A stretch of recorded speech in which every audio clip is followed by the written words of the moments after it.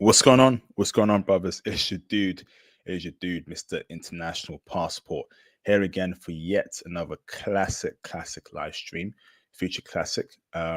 First and foremost, brothers, when you come in the live stream today, please hit the like button.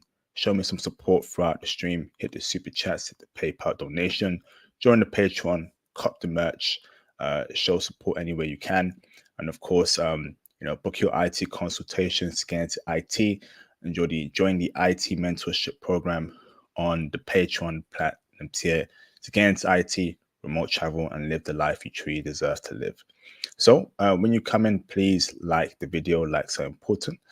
And I want to say a huge thank you to all those that support the channel over the past couple of years. And welcome aboard the new people. Your support is greatly appreciated. And welcome to the movement.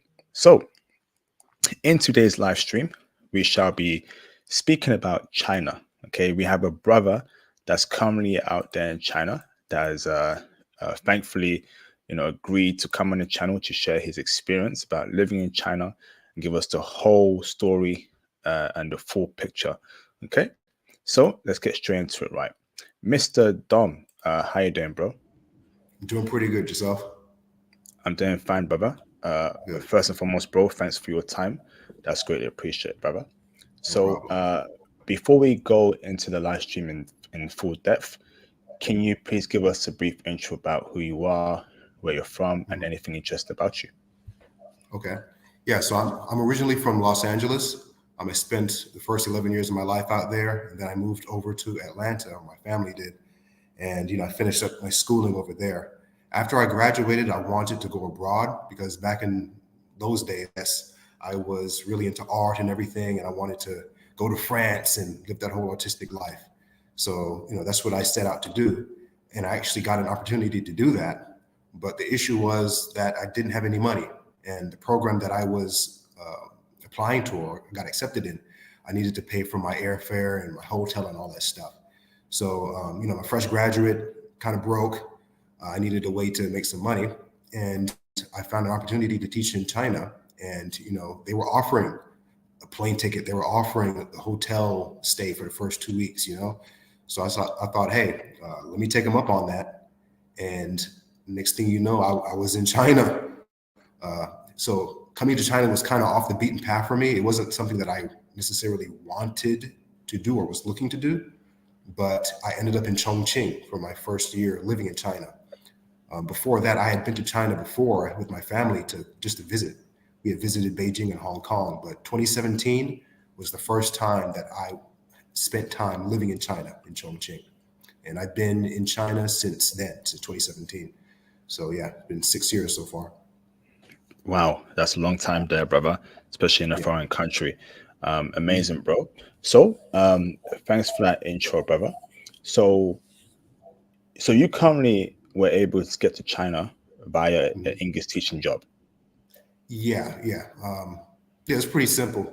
Actually, I didn't think that I would even get to the opportunity to come. I was just applying for jobs out of college, just on a whim. I just needed to do something, so I was just applying to stuff to see if I would get it. I didn't think that they would even accept me, but yeah, they did. So that's how I was able to come out here. It was really a fluke, really lucky. I just lucked up. So yeah, that's how I was able to come Amazing. out. Amazing, bro. So, where you currently at? Are you still in Chongqing or are you in a new city? I'm in Chengdu now. So that's the province that's right next to Chongqing. Awesome, bro. So, how about we break down before we go into dating, good and bad, Mhm, positive, negatives. Let's break down life in China. So, mhm. I'm super interested as to you being a brother. Yeah. How do they treat you there in China, brother? Are you accepted there? What's the experience of a black man in China working there in 2023? hmm Man, okay, 2023. Well, I would say, do they accept us? That's a big no. They don't accept us. But a lot of us are still living here and doing our thing despite that. So I meet a lot of brothers out here actually from Africa, from all over, but mostly from Africa, who are here either studying, doing their thing, and they have a lot of challenges here. We have a lot of challenges here. I mean, it would depend on where you're from. So if you're from the continent, you will face a few more challenges than, say, me or yourself if you're from a Western country. But in general, we are kind of starting off on the back foot over here. We can still be successful regardless, but we do have a few more challenges as compared to, white Western men or, people with lighter complexions. So I just got to be honest about that. Tell us more about the challenges, bro. As a Mhm. brother in China in 2023, what kind of challenges do you face?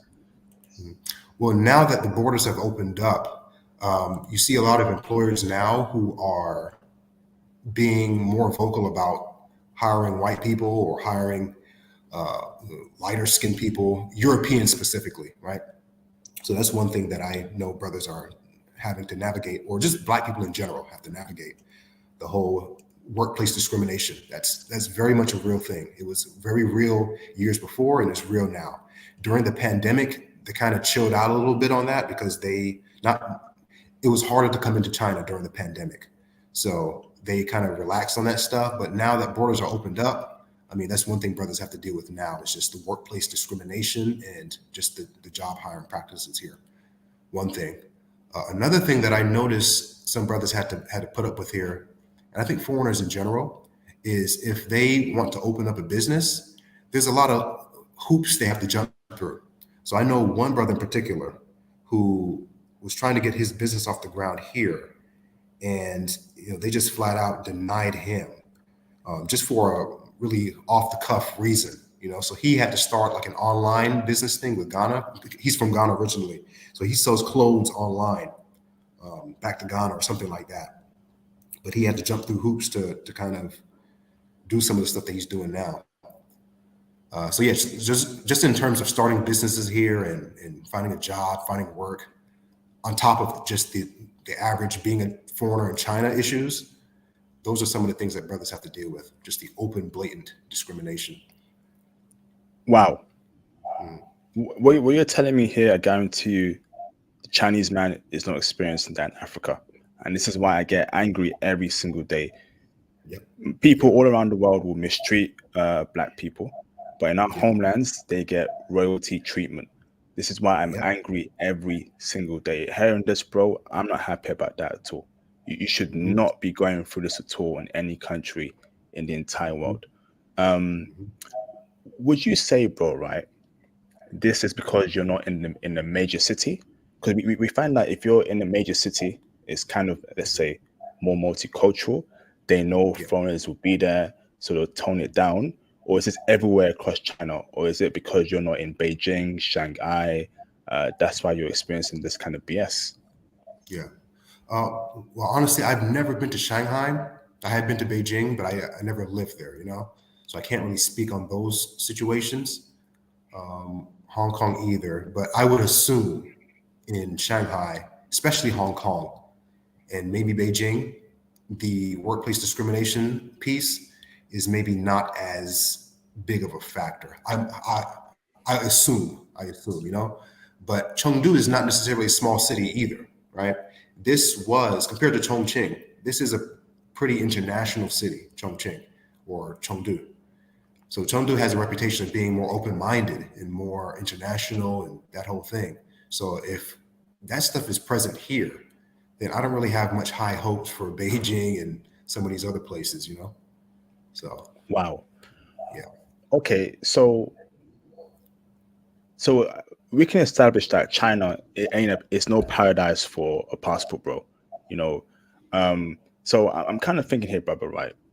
Yeah. Before you even hopped in that plane to China, was China your first choice? Were you applying to Korean jobs, Japan jobs, Taiwanese jobs, and China Mhm. happens to give you a job role, or were you dead set in China? Well, actually, when I was applying for jobs, I was dead set on France. Like that's where I wanted to go. That was my first choice. So China, truthfully, I had been studying French for a long time. I've been studying French for like 10 years. But so I'd always been into languages, but I was kind of studying Korean and Japanese and Chinese just kind of on the side because I didn't know where exactly I wanted to go. I've always heard about the English teaching thing and just living abroad. I've heard about that, but I wasn't sure where I would go. I just applied for the China gig because it was literally one of the first things that came up. I didn't have any intentions to come to, it wasn't a big dream of mine. I just said, hey, look, I'll apply. I'll see what happens. Probably not going to get it, whatever. And then, lo and behold, it panned out for me. So yeah, that's basically how I ended up in Chongqing. It wasn't a big goal of mine, but I took it. So. Okay. So tell me more about, so you're currently working as an English teacher in China, right? Yeah. Do you personally experience workplace discrimination, brother? Would you say you are denied promotions because of your skin color? You're called slurs, people treat you differently, look at you differently amongst your colleagues. Can you break down what you're going through, brother? Yeah, I can break that part down. Yeah, a lot actually. So yeah, I teach English here, but I'm a manager, So as a manager, I see a few more things and I have to deal with a little bit more stuff than the average teacher. So when it comes to like interviews, for example, or dealing with teachers as a manager, there was one incident to where we had to hire a local teacher, right? And we got a recommendation from some of the higher ups, like, hey, yeah, she's a great teacher. You guys should hire her and everything. So me and the other manager, we did the interview with her and she was great. She really sold herself in the interview and all that stuff. I mean, it was a dead shoe-in for her. So we accepted her to come on board. But I kid you not, maybe 2 or 3 days after we hired her, she was interacting with all the other teachers on campus, just getting to know everyone. And she had all of these racist and bigoted views about Black people, about gay people, about all this stuff. And she would say things like, oh, you guys have Black people working here? Yeah, you need to pay me more. Yeah. Well, so wait, hold on. So yeah, you need to pay me more because the Black people working in the same school as you. Yeah, What? she messaged some of the higher ups like, hey, yeah, they got Black people working here. Yeah, you guys definitely need to pay me more. Saying stuff like that.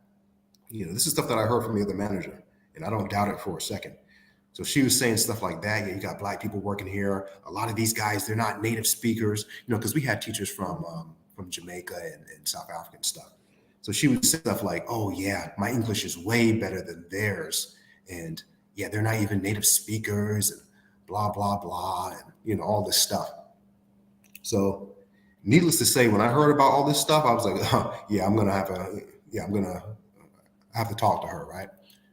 So the other manager and I, we set up another discussion with her to figure out what was going on, why she's saying all this crazy stuff. And me, I'm pretty chill when it comes to most things, but when it comes to the whole racial dynamic stuff, like I don't show anybody any quarter with that. So when it came to the discussion, I just kind of laid into her like, hey, look, it's one thing to say that you want to be paid more because of your skill set, because of your knowledge, your expertise, right? But it's another thing to say, oh yeah, pay me more because I'm not something. Pay me more because I'm not Black. Like, who does that? You can't go to any profession or job and say, yeah, give me more money because I'm not something. Like, nobody does that, So like, before we even got into the racial thing, like I just broke it down to her like that. Like, what you're saying just doesn't make any sense, let alone the racial component, And IP, dude, man, she shot me daggers. She was looking at me with so much hatred in her eyes. Man, yeah. So in terms of the racial thing, there was that. Hold on, before you go any further to the next point, brother, what kind of Yeah. white was she? British white, Australian white, American Oh, white? no, she wasn't white. She was Chinese. She was local. What? Chinese. Yeah, she was Chinese. Oh my goodness, bruv. Are you kidding me? How did she Yeah. get those thoughts about Black people, bro? In China, she ain't never met a Black person before. What's going on, bro? She got them through osmosis, and she's one of these locals who, like, she spent, I think, 14 years in Australia, so she had lived abroad before. She's not a stranger to going abroad. She's been abroad, so she knows about the world outside of China, and still she will still come back and have these ideas and opinions, right? So yeah, that was just one situation that I've seen occur. And before you go into the next situation, brother, was she dealt with? Was she dealt with, brother, or was she still at the job? She's still here, and you know what? I had tried to get her up out of here. you know? And that's when I realized like my authority as a manager here, like I'm just a small cog in this whole machine. So like right after that incident, I messaged my higher ups and be like, "Hey, look, we need to get this girl out of here. Like, I don't want anybody like her working here." And I told her that in the discussion that we had. I'm like, "Look, if you have these sort of opinions about Black people, about gay people, about these people that work here, I don't want someone like you working here." And I told her that verbatim. I do not want someone like you here, right? And that's what I said to my higher ups. Like, look, I don't want someone that's going to be working here who has these opinions. I just don't. And they were like, yeah, but we got to do this, and you just hired her, blah blah blah, and lo and behold, she's still here. She's still here. So that's when I realized, like, I can't just fire somebody off the spot. Like, it has to go through a chain of command. Like, just because I make the decision to transfer somebody or to fire someone doesn't mean that they're going to say yes or agree to it. So she's still here, man. She's And, still and, here. and this and this was you telling Chinese higher ups. Yep. Flipping Chinese and foreign higher ups. Yeah. Chinese and what foreign higher ups. what race were these foreign higher ups? Yeah, she's white European. She's from Scotland, I think she is. Yeah, Scotland, and then yeah, locals. So yeah, Brother, like, so these are the kind of people in China that are working these jobs that have thoughts about Black people like that. I'm sickened by that, bro. That's kind of people that can ruin your life, ruin your career because they hate you because of your skin color. This is just disgusting, bro. but the thing about it is that they're not going to be like in your face about it. This is stuff that I heard the other manager tell me. And my other manager at the time, she was white. She was from England. But the good thing about her is that she would tell me all the stuff that's going on. And I think because of her skin color, the fact that she was white, the teacher that we hired, the local teacher that we hired, or the Chinese teacher, right? She was more comfortable opening up to her and telling her these things because she was white. That's my conjecture.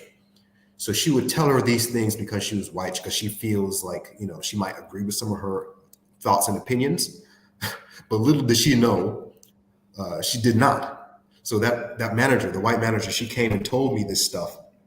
Because she's like, Dom, like, I can't believe what this chick is telling me, So yeah, this stuff happens, man. It happens. Wow. Oh my goodness, bruv. This is, and that's what we call institutional racism. That's a good example of institutional racism. Yeah. In China, Black people have never invaded China. We have never oppressed any Chinese person. We were not responsible for the Hong Kong wars or the Opium Wars. We never did any of the War of Nanking that the Japanese did against them during World War II. We had never done nothing to them, and they hate us more than anything on planet Earth. It's so flipping weird, bro. Tell us another. Okay, break it down for us, Baba. Break it down. Tell us another issue. So this is just dealing with the school aspect, right? There was another time a few years ago, I was doing a Halloween event, and the students were having an activity. And so I came up with this little easy solution or whatever to have them kind of wash their hands after the activity was done. I forgot exactly what they were doing, but I had done something to where like I wanted them all to wash their hands before they left the classroom. I came up with a little system like that just to make things more organized for myself. And then one of the locals at the time, she saw me doing that, and then she was like, "Oh, Dom, you're so smart. You're really smart." She was like, "Yeah, you're really smart." And she said it in a way that's not like, "Oh, wow, you're so intelligent." She said it in a way like, "Oh, wow, you're actually smart. I thought you were dumb." Like, that's the way that I took it. She had kind of given me like kind of a backhand compliment like that. "You're really smart." And I'm like, okay, yeah, that seemed kind of weird, and it would be like other passive aggressive stuff. Like maybe there will be an event taking place outside of the school, right? There'll be like a musical event. And then one of my coworkers would be like, "Oh, yeah, Dom, you should go down and rap with them." You should go down and start rapping. I'm like, yeah, I can't rap. Or like they say some stuff like, "Oh yeah, basketball, whatever, like whatever stereotype that comes through their mind, it's like no filter here. Or it's like you would have the people here, or the parents be calling you chocolate man and all sorts of stuff, and like you have to kind of stop them and say, hey, look, don't call me that, you need to call me by my name, etc. So there's a lot of passive aggressive stuff that happens here. No one is going to be over the top, like racist to you, like very aggressive, but it's just a lot of passive aggressive stuff that you probably won't catch if you don't speak some of the language, But yeah, that's the type of stuff that goes down at schools here. On top of just like even worse cases, I've heard of cases of teachers not getting any classes because they're Black. What? Yeah. So fortunately, at my campus, that hasn't been the case. And actually, I became one of the more popular teachers here, despite my skin color. But at maybe some campuses close by here, some other schools, I've heard of teachers not getting any classes because they are Black, and it's mostly like a lot of Black women. I would see them there and their schedules would be very light because none of the parents wanted to have classes with her or with them because they're Black. So it's not uncommon here, man. I hear stuff like this all the time. So, brother, so I'm assuming, brother, right? There's a actually no. Do you have any more workplace stories you want to tell us, brother, when it comes to that kind of racism? Before I go into my next part of the question.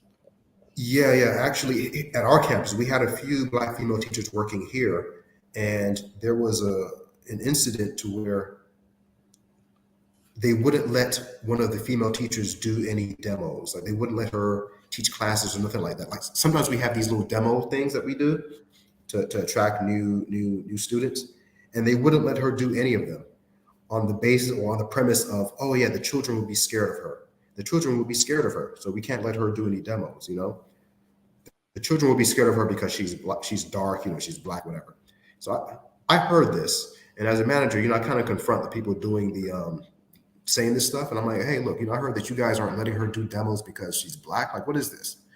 And automatically they start trying to save face. Oh no, Dom, it's not like that. Oh, we didn't say that because she's Black. It's not like that, and blah blah blah. And I'll go talk to them. I'll go tell them to not say those things anymore.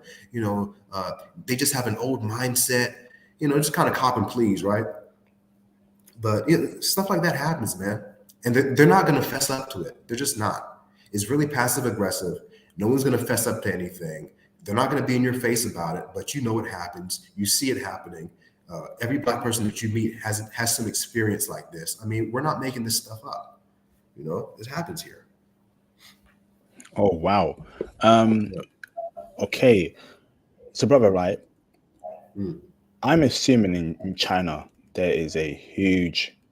Actually, before I even go into the colorism part, right? Would you say, right, they treat Black men and Black women differently in China? So would you say as a Black man, even though you're Black, you get more respect than the Black woman? Or if you're a Black woman, you get more respect than the Black man in China?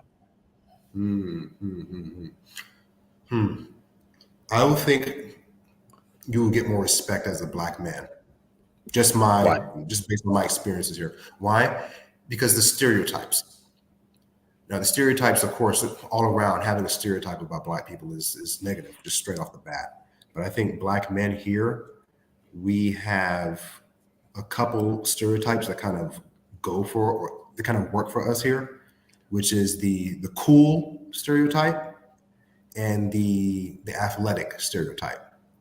So those two kind of give us a couple more points in the eyes of some Chinese people. Like when they see us, they be like, oh wow, cool Black guy, right? Or oh yeah, man, basketball, whatever. So I think we kind of come off as more, kind of a little bit more approachable, I guess, kind of cool. As far as the Black women, they may just straight up just see them as like kind of hoes, or they might see them as being like, kind of hard to deal with because they're going off that kind of Jezebel stereotype that's in the West. So yeah, I think they kind of see them either as that, like singers, hard to deal with, or just kind of, like that. or from Africa or something like this, or I've heard prostitute. I've Wow, heard, brother. Brother, I yeah, keep it coded, yeah? 3 or 4 streetwalkers, keep it PG, brother. Keep it coded. Just code the words, oh, please, brother. oh, okay. Yeah, but yeah, they see them as that, So yeah, I think black men will have a slightly easier time here compared to black women. Wow. So colorism. I'm assuming colorism is rife there, and the white worship there is off the chain in China. So Yeah. I'm guessing the lighter you are, the better you are treated in China. So if you're a light-skinned black man, if you're a white man, they will treat you a lot better than a dark-skinned black person. Is that true? For sure. For sure. Yeah. Yeah. And I've known a few white guys here, white Americans, when I first came here, and they would talk to me about Tinder and that whole thing. And some of them would even kind of like show me the messages that they would get. And it's crazy. It's crazy. I'll keep it PG, but yeah, just know it's crazy. It's crazy. Uh, and just in general, yeah, they do have a preference for lighter skinned people here. So if you are lighter skinned or even white or whatever, then you put them more at ease. The darker you are, the more people have their guards up a little bit here. That's my impression. So Oh, wow. Why is white worship such a big why is it such a big thing there in China? What's the reason for it, in your opinion? well, I think it's partly cultural. Like they have this whole, whitening skin thing that they got going on here. It's partly that, but then again, just like most places in the world, it's partly Western imperialism. Yeah, I don't want to, yeah, it's partly that Western imperialism. I just say that. So they get these ideas about white skin and what white people are like, and the valuation of it, and they kind of attach it to their cultural stuff here. So when they see someone white, they automatically think, oh, rich, class, wealthy, Western Europe, great. That's what they see. And if you're a light skinned black person, they automatically think that you're mixed or something like that. Yeah. So they feel a little bit more comfortable around you. Man. And they have the audacity to say we're only hiring for white teachers. And that's quite common Oh, there. they be straight up about that. Yeah, we only hiring for Europeans. Yeah, yeah. Oh man. Okay. Wow. Um, so on that aspect, right? What about day-to-day life activities? Are you experiencing racism when when you do your groceries, when Mhm. you get served in restaurants? Yeah. People looking at you funny. People that want to fight you. But how's the day-to-day life? Of a passport bro in China. Day to day life. For me personally, day to day life is pretty smooth. You do get the looks that does happen, but overall, yeah, things are pretty smooth here. Um, yeah. So just in terms of going about your daily life, buying groceries and everything like that, going to the gym, you're not going to be harassed on the street or anything crazy like that. So yeah, that's pretty peaceful. You just have to be able to put up with some of the stares sometimes and some of the comments people make, but that's about it. Okay, okay, brother. Interesting. So before I go into dating, right, the dating part, I know that's gonna be crazy when we talk about dating in China as a brother. Mhm. What about you making money, right? You building wealth. Can you say that despite you going through hell in China, you're making great money as a brother? Mhm. Yeah, I'm making pretty decent money out here, for all intents and purposes. Um, yeah, granted, my salary isn't like it's not super crazy like in Western or Your in salary is what? American terms. It's not crazy. Like I don't have like a super high. Like I'm not making like 80K a year or anything out here like that. So it's not like super high in American USD. But over here, the cost of living is so low, and just the prices of things here are so cheap that I end up saving a lot of money, man. So I make about I say like 50K USD over here, you know, And that's actually, I save most of that. I think out of $4,000 or whatever that I make a month, I can save like at least 3,000 of it, you know? And I had actually been able to get out of debt over here. I saved like $30,000 in a year over here. I mean, it's easy to save money over here, man. Like that is a strong point about China. I think I paid maybe $270 in rent. I think that's what it was, 270. I think maybe it's gone up to 300 now, something in between there. I don't pay that much for rent here, you know? Taking Ubers, it will cost me like maybe if I want to get to the other end of the city, to the other end of the city, I'll pay like maybe $9-10, if that. So if I want to get around the block or go somewhere close by here, I'll pay maybe $2 or $3. So cost of living is really great in terms of making money and saving money and doing the whole ESL thing. I mean, China can't really be beat right now, so that's good. Wow. Okay. Interesting there. Okay, brother. Okay. Are you getting paid in renminbi or dollars? In RMB. Yep, getting paid in RMB. Okay, Chinese currency. Okay, brother. So now, dating. Okay, how is dating Chinese woman like as a brother, a black man, a passport bro in China in 2023? Is it hell on earth as a brother? Do you not get play? Do you get play? Do they see you as some sort of fetish? They don't really love you like that. Break it down for us. You get a little bit of everything. So I will say overall, dating over here has been pretty nice. It's been nice. I will say that. The relationship that I'm in now has been one of the best relationships that I've ever had in my life, to be honest. It's really good.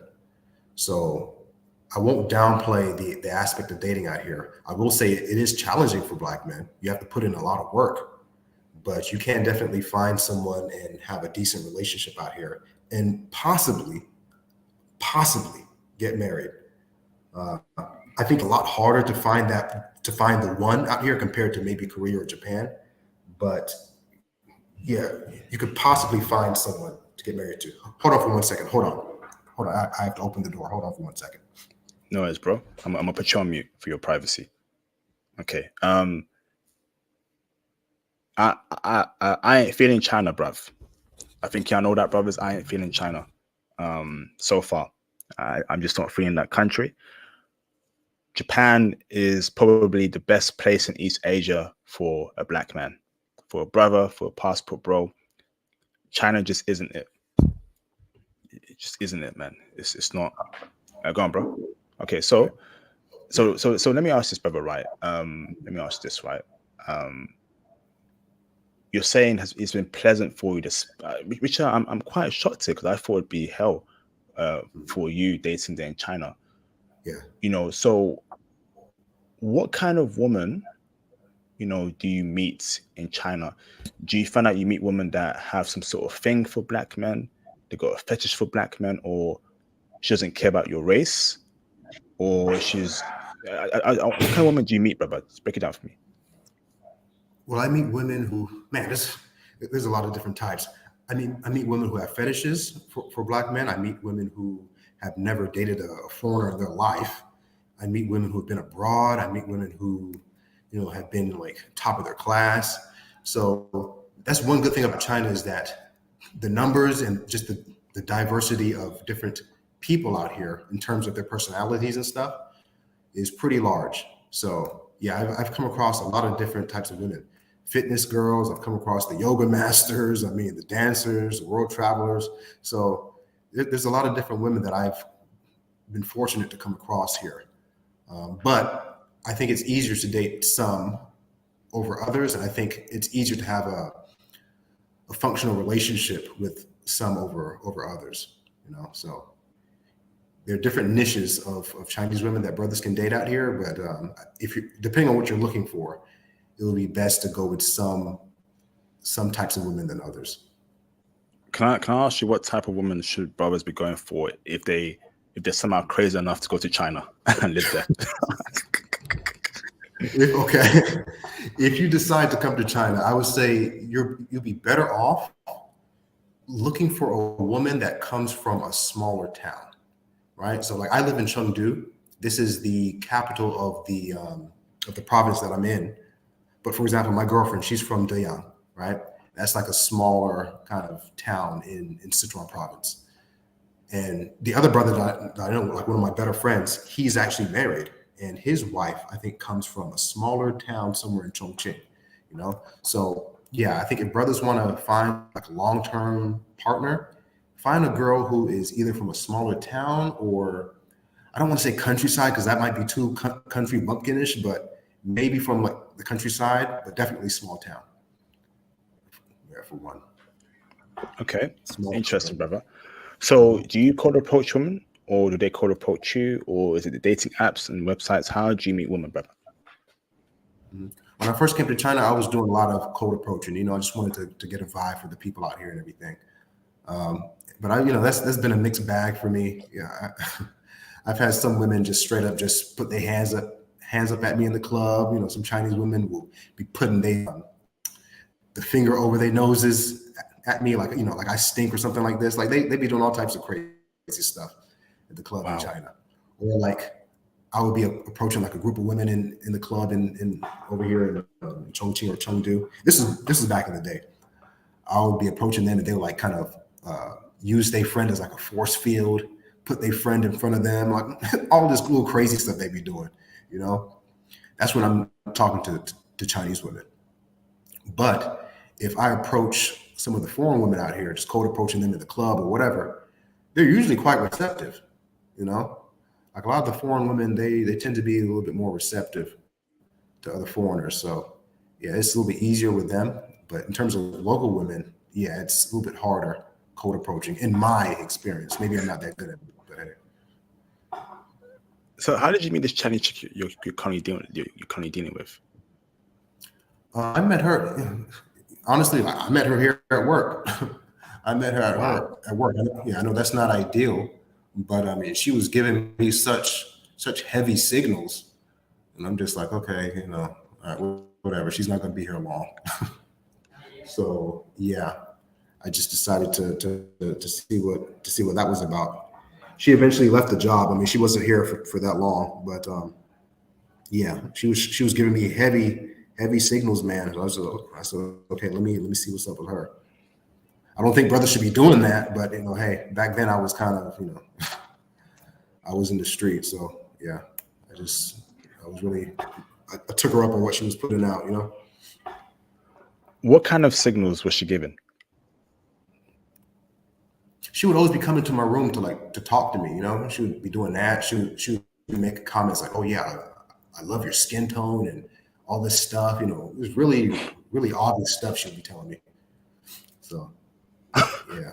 Okay. Wow. I love your skin tone, huh? Wow. So, and did you ask her out for coffee? So to know how you get down with Chinese girl in China to ask her out. Yeah, I mean when she's showing that much, I mean, yeah, I just said, hey, look, let's go, let's go get lunch, basically. Let's go get lunch. Went out and had lunch. I mean, we kicked it for a little bit. Then I would invite her over a few times, invite her to the park and stuff like that, and just slowly, like a relationship started to develop, till eventually a few months later we actually became a thing. So yeah, it was pretty standard after that. After she showed the interest, I mean, like what to do, you know. So Okay. yeah. So now, when you date a Chinese woman, brother, Mm. do you set boundaries? So I want to know what your boundaries were, what her Mm. boundaries were like. No male friends, no clubbing, no girls trips, and how do they take boundaries? Chinese women. Can you break it down for us? Setting boundaries.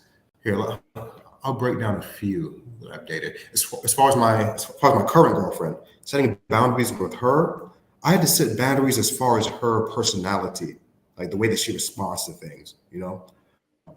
But in terms of clubbing and the social media and all that stuff, I didn't really have to say anything to her about that because she doesn't do that stuff anyway.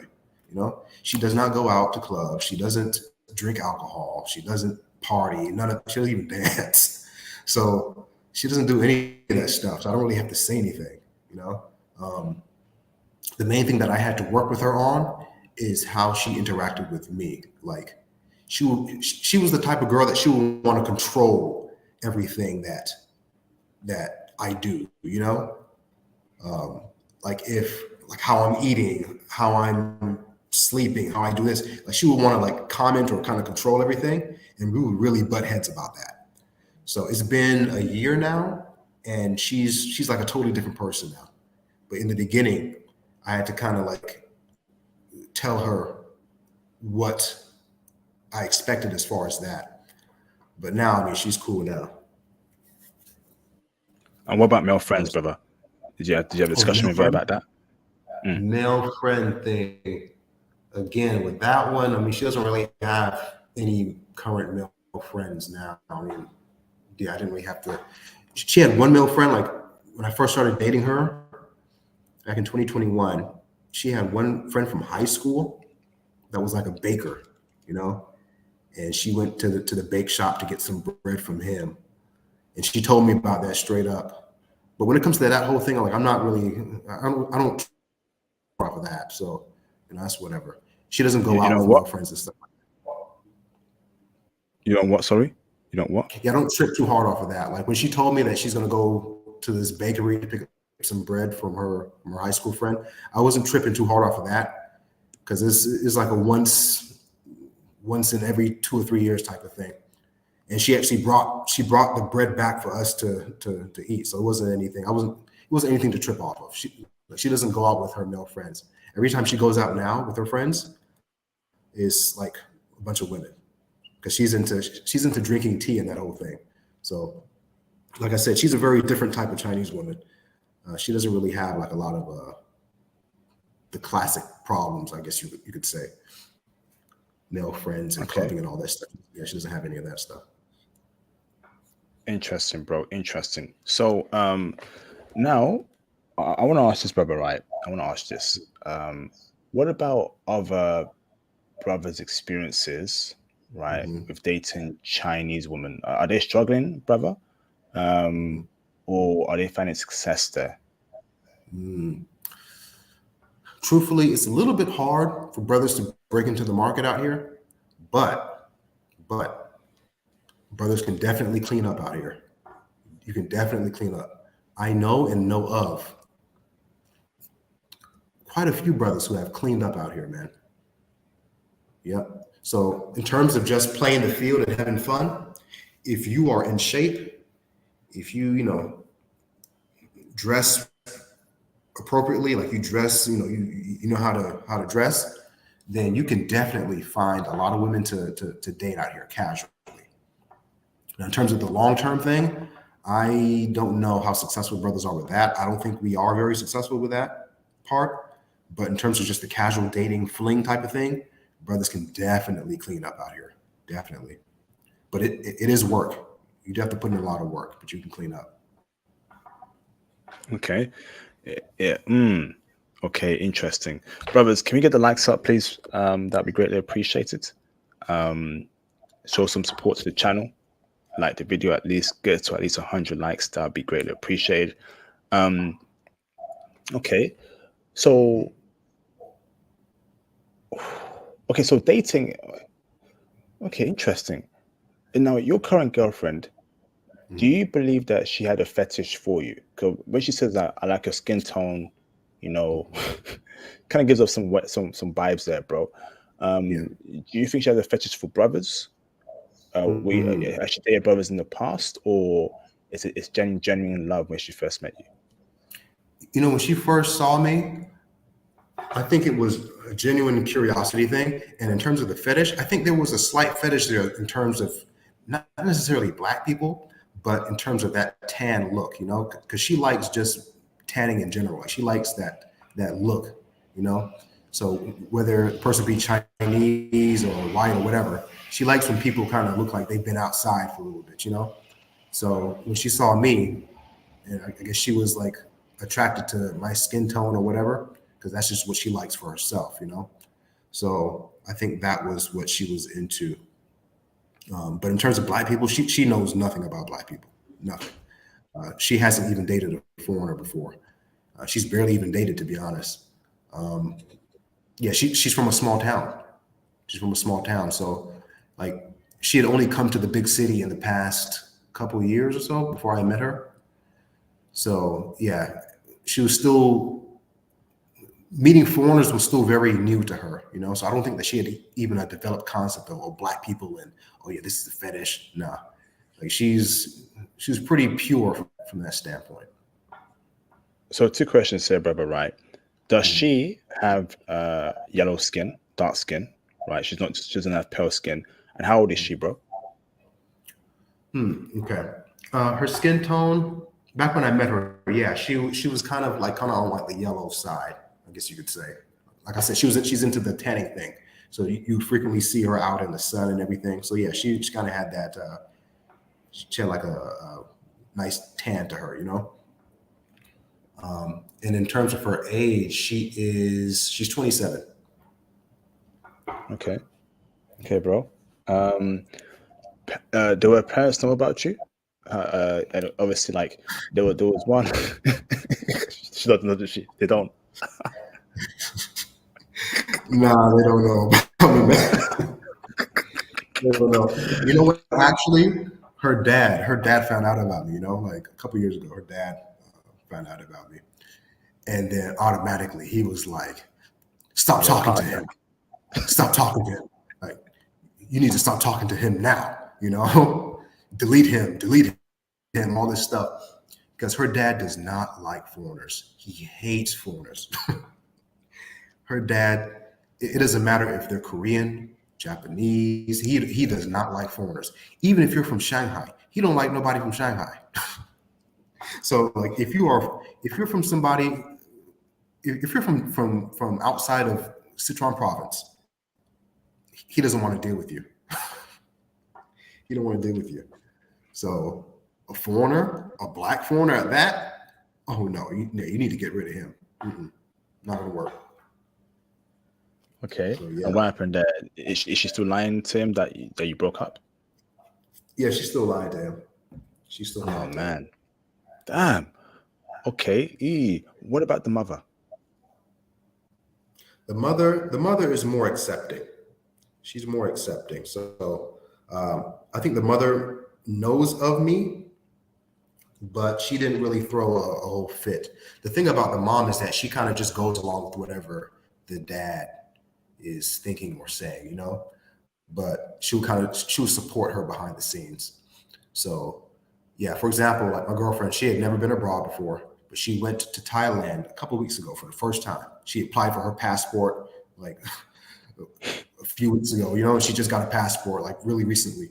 And she went to Thailand with her tea group because she likes to drink tea. She went to Thailand with her tea group, and she told her mom about that. And her mom was like, "Okay, you know, just stay safe and everything. Don't tell your dad."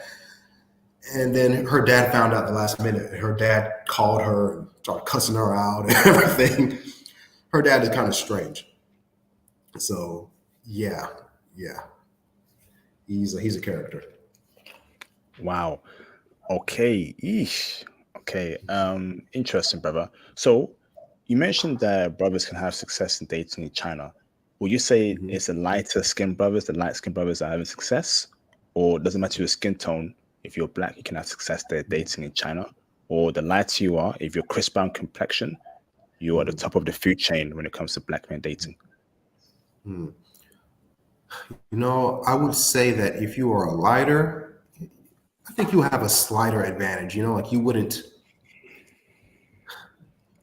wouldn't make people scared or nervous. You wouldn't make the women scared or nervous automatically. You know, um, and it probably wouldn't register to a lot of women that you are black if you were like super light skin. But regardless of your skin tone, I think brothers can still be successful out here. I've seen dark skinned brothers pull women out here, you know, brown skin, whatever. So I think just in terms of black men, you can still put in a lot of work out here. But I think it's just slightly more work the darker you are. You have to put in a little bit more work. Yeah. Wow. Hey, what the flip? Yo, China is looking like a myth, bruv. I keep it a stack, bruv. Looking like a myth. Um, wow. So she's got to hide you away from the dad. These are problems, bro. I ain't gonna lie. Yeah, These are problems that I don't want, fam. If the parents can't accept me, I don't think I yeah, can go on with a relationship further, bro. She's got to yeah, lie to her dad about you, bro. I yeah, am yeah. shocked. It's not nice, bro. But let me ask this, bro. Let me ask you this though. Mm, So Japan, right? You've been to mm, Japan, okay? Would you yeah. say, brother, right, in 2023, you would Mm. much rather be in Japan than in China? 2023 being in Japan versus China, definitely, definitely. Tell me why. Def- Well, for one thing, you don't have to deal with this crappy internet. So just having this show with you, I have to kind of set up a VPN and do all this crazy stuff. If I'm in Japan, I could just connect to YouTube or Facebook or whatever, and then just have this interview. But in Mm, China, I have to worry about, okay, is the VPN gonna slow down my connection too much? You know, so that's the one thing. You don't have to deal with the firewall in Japan. Number two, Japan has been open to the West for a lot longer than China has. I mean, Japan has been open to the West since what, 1856, if I'm not mistaken, something like this. So they're kind of used to dealing with the outside world and the different people in it. Also, Japan has had an empire. They've controlled vast parts of the Pacific, so they're used to dealing with different people, from like dark-skinned people in Papua New Guinea. They're used to dealing with Filipinos, whatever. So I think the whole concept of a foreigner in Japan is not as like crazy to them. And dealing with Black people in particular, they've been used to us for the past 80 or something years, ever since World War II. I mean, they've seen Black people, they've interacted with Black people. So I think their stereotypes and their images of Black men and Black people in general are a little bit more diverse. I mean, you have Japanese people in Brazil. A lot of Japanese people know about Jamaica, the Caribbean. So they have more of a diversified image of Black people as a whole. Yeah, so I think it will be a better situation for brothers to be in Japan versus here. They just seem a lot more chill and more open-minded when it comes to certain things. And just being over there, like, because I got the opportunity to go to a bunch of different cities in Japan, and the vibe that I got in each one of them is that people are pretty helpful, open-minded. They're not showing you animosity. They're not calling you a foreigner or a black, or saying, "Hey, look, a black person." They're not saying that every few minutes. So I think it's a much better environment for Black people to live over there. On top of the fact that if you get married in Japan, and please correct me if I'm wrong, anybody, if you're married over there, you can still work, right? You can work, you can have a normal life if you're married in Japan. You can own property and all that stuff. Uh, I think you can even become a citizen, can't you? So all that stuff to me is a perk of living there. In China, if you are married here, you do not necessarily have the right to work. You can still be deported for any little infraction. Um, if you buy property here in China, it has to be in your wife's name, So just little stuff like that, I think, is a better fit for brothers in Japan. hmm. Thank you both for that breakdown. Shout out to Mr. Yak Diesel for the $10 super chat. Yak Diesel, if you're in the building, Yak Diesel, that's the first super chat of tonight. Thank you for the support, much appreciated, bro. Salute. Haven't been to mainland China yet. Been to Hong Kong a few times. You been to Hong Kong, Don? Yeah, I've been to Hong Kong. I went to Hong Kong 2014. See, back then I didn't really know too much about China in general, but my impression of Hong Kong is that, yeah, I think you would have a similar experience to maybe Singapore or Taiwan or Japan if you're in Hong Kong. So I think Hong Kong is quite different compared to mainland. Mainland is a different beast. Oh, the woman in Hong Kong, brother, checking for brothers. I don't know about Hong Kong. I can't really speak on that. Yeah, I can't speak on that too much. But from what I hear, women in Hong Kong are more receptive to Black men, a lot more receptive. Women in Guangzhou are, Beijing and Shanghai. It's like this, the major centers around China, I think women are a lot more receptive to Black men. But once you get into the interior, it becomes a little bit more sketchy. Guangdong. Okay, interesting. Yeah, Diesel, reach out to me on IG, bro. Let's do a Hong Kong stream, please. That'd be great. About how Hong Kong women treat brothers. We need that intel for the brother. So please, for the brother, sorry, please reach out to me, brother. While the experiences were positive overall, you find some of the same anti-black attitudes as in the West, taxi skipping you, etc., etc. Wow, wow, man. You know, look at what we go through worldwide, man. Particularly in China. It's very. This is why I'm asking these African leaders, these Caribbean leaders, to build the countries up, man. Our true homeland up, so we ain't got to suffer in all these other nations. China has a high functioning economy. The average Chinese person hasn't got to leave China for a better opportunity. He can make it in China. The average black person got to go from here to there to get economic wealth. It's not right, bruv. It's embarrassing Yeah, at this point. It really is. It's embarrassing, yeah, bruv. You know? 100%. Yeah, I completely agree with that. I mean, part of the reason why it's harder for us here in China specifically is because when they see us, when they see a Black person, see England, they don't see the USA, they don't see the Caribbean. When they see any Black person here, they see Africa, right? Off the bat. And when they think of Africa, what do they think of? They think of poverty. They think of, famine. They think of war, all this crazy stuff, And in the Chinese mindset, I think having stability is important. Having a stable society to them is important. So when they think of anything that looks like chaos, they look down on that, right? And especially when it comes to the wealth aspect, they're very, very wealth conscious, money conscious. It's a very money focused culture over here. So when they see Africa not having any wealth, in their mind, they already knock you down to like the bottom peg. Like you're like at the bottom. If you don't have money, it's almost like a sin here, So yeah, they see the status of Africa and then they attribute that to us. So I think if a lot of countries in Africa really had a lot more economic power and more international renown, then our respect would be a lot better. So I definitely agree.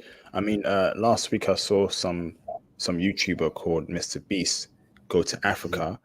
I'm not sure if you saw it as well, bro, and build clean water wells in Africa. And people were rightfully yeah, saying, black people were saying that, how is it that a white YouTuber can build wells in Africa, but African governments can't do that? That's embarrassing, bruv. That is wow, beyond embarrassing, bruv. wow, yeah, That just tells you, right? Africa is a corrupt society, extremely corrupt, that doesn't care about its own people.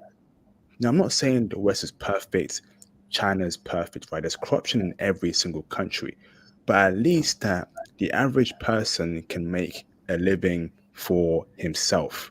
So I'm sure there's corruption in China, but China still has an education system. They got clean water. You go to school, get a job, you can make a business.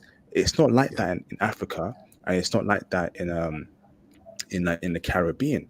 So we yeah, have a YouTuber, literally a guy that makes video content, go to Africa and build a well that provides clean water. You're telling me an African government cannot do that? That's beyond embarrassing, bruv. We are at a state where we are just embarrassing ourselves worldwide. And so that's just why all this hip hop music, a bunch of dudes with gold chain, gold teeth. They're all fools. They're all a bunch of yeah, clowns. They're yeah, all a bunch of clowns, bro. People are laughing at them. They're not laughing with them. Because yeah, what good is it, right?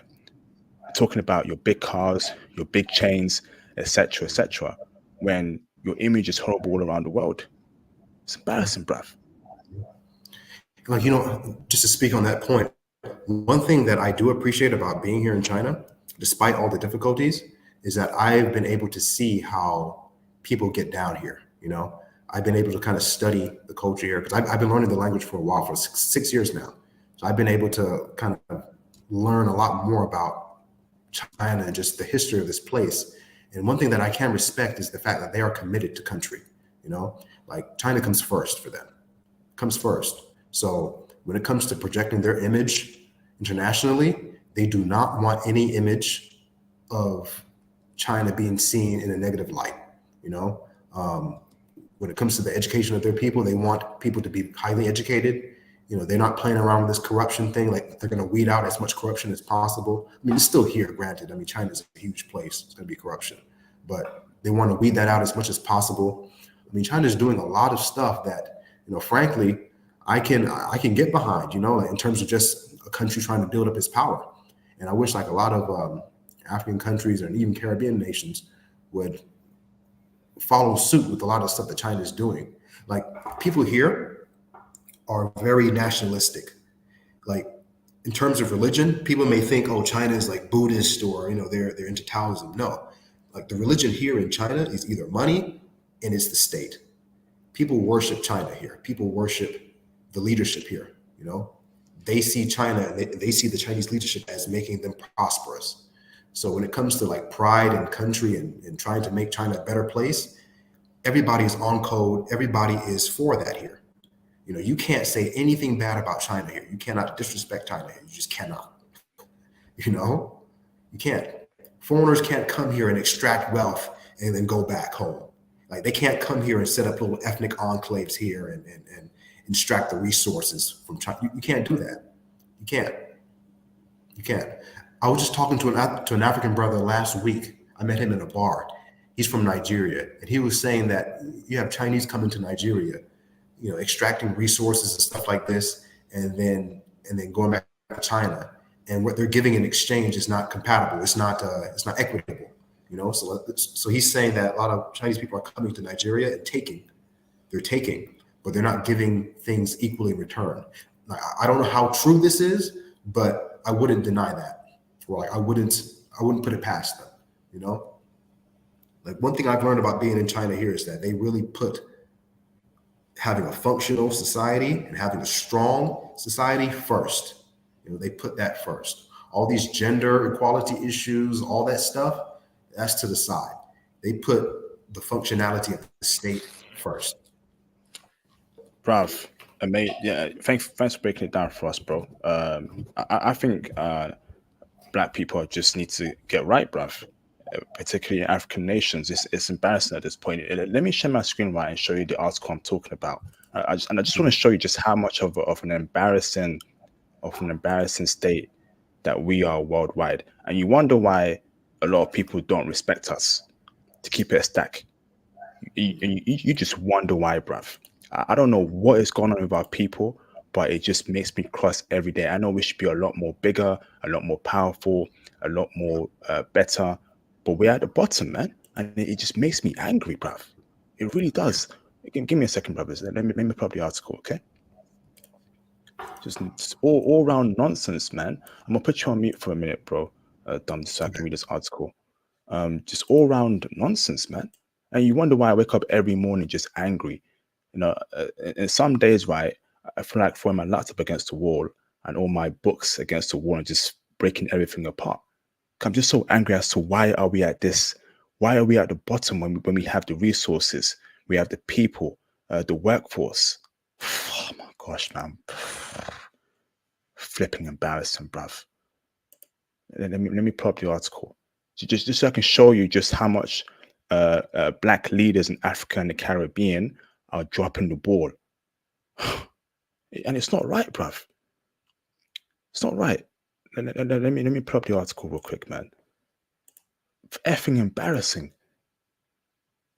So, Mr. Beast builds 100 wells in Africa, attracting praise. You're telling me a YouTuber has the ability to build 100 wells in Africa, and these African governments can't do that? American YouTuber Mr. Beast's latest video, in which he says he built 100 wells across Africa, has drawn a complex response online since it was published on Saturday. Some Kenyan activists and journalists, and apparently Kenya, Nairobi, is the new tech space. You're telling me the new tech space in Nairobi can't build its own wells in its own country, but it's got money for tech? Embarrassing. Some Kenyan activists and journalists said he has spotlighted the failures of the Kenyan government. Spotlighted the failures of the Kenyan government. While Mr. Beast, whose real name is Jimmy Donaldson, anticipates that he will be cancelled following the reaction. The new wells will provide clean drinking water for up to 500,000 people. You're telling me African governments cannot provide clean drinking water for 500,000 people from a population of millions upon millions of people? Effing embarrassing. In Cameroon, Kenya, Somalia, Uganda, and Zimbabwe. Donaldson said while accompanying a fundraiser to support local water aid organizations had raised more than $300,000 by Monday morning. I built 100 wells in Africa. Donaldson's 10-minute video showed him donating supplies to Kenyan schools, such as new furniture, soccer balls, computers, whiteboards, and projectors, building a bridge across a river to safely connect a village with the local schools and hospital, and donating bikes to a village in Zimbabwe to help children get to school. You are telling me a country cannot provide to its own people furniture, a bunch of soccer balls, computers, flipping whiteboards, projectors, and a goddamn bike. You're telling me a government can't provide that to its own people? When will the embarrassment stop? Prominent activist Boniface Mwangi contrasted Donaldson's actions with those of the Kenyan government, saying that we are a shameful, horrible country, a begging nation governed by millionaires. Facts. It's embarrassing, bruv. It's embarrassing. He added on Twitter, every 5 years, we give newly elected members of parliament and senators a SH5 million car grants worth $33,000. Few those cars every month, but we have no money to drill boreholes for our people. That's facts. You are telling me, right? You give your members of parliament, people in your government, a car that's worth $3,300, but you have no money to drill a bunch of holes to provide water for your own people. I'm speechless there. I am speechless. Similarly, freelance journalist Ferdinand Omondi lauded Donaldson's efforts, but said that it's embarrassing that a YouTuber jetted into Kenya. It's embarrassing that a YouTuber jetted into Kenya on a charity tour to perform tasks our taxes should have completed ages ago. CNN reached out to a Kenyan government spokesperson for comment, but had not received a response at the time of the publication. Okay. Saran Carber-Jones, founder and CEO of Face Africa, an organization working to improve water infrastructure and sanitation in sub-Saharan Africa, told CNN, I've been doing this for 15 years, but we've been struggling to continue the work because fundraising, awareness, and advocacy take all the work. I'm sorry, okay? You don't need to have a goddamn organization to provide clean water for your own people. Water is what every human being needs. If a government can't provide water for its own people, that government is a corrupt failure.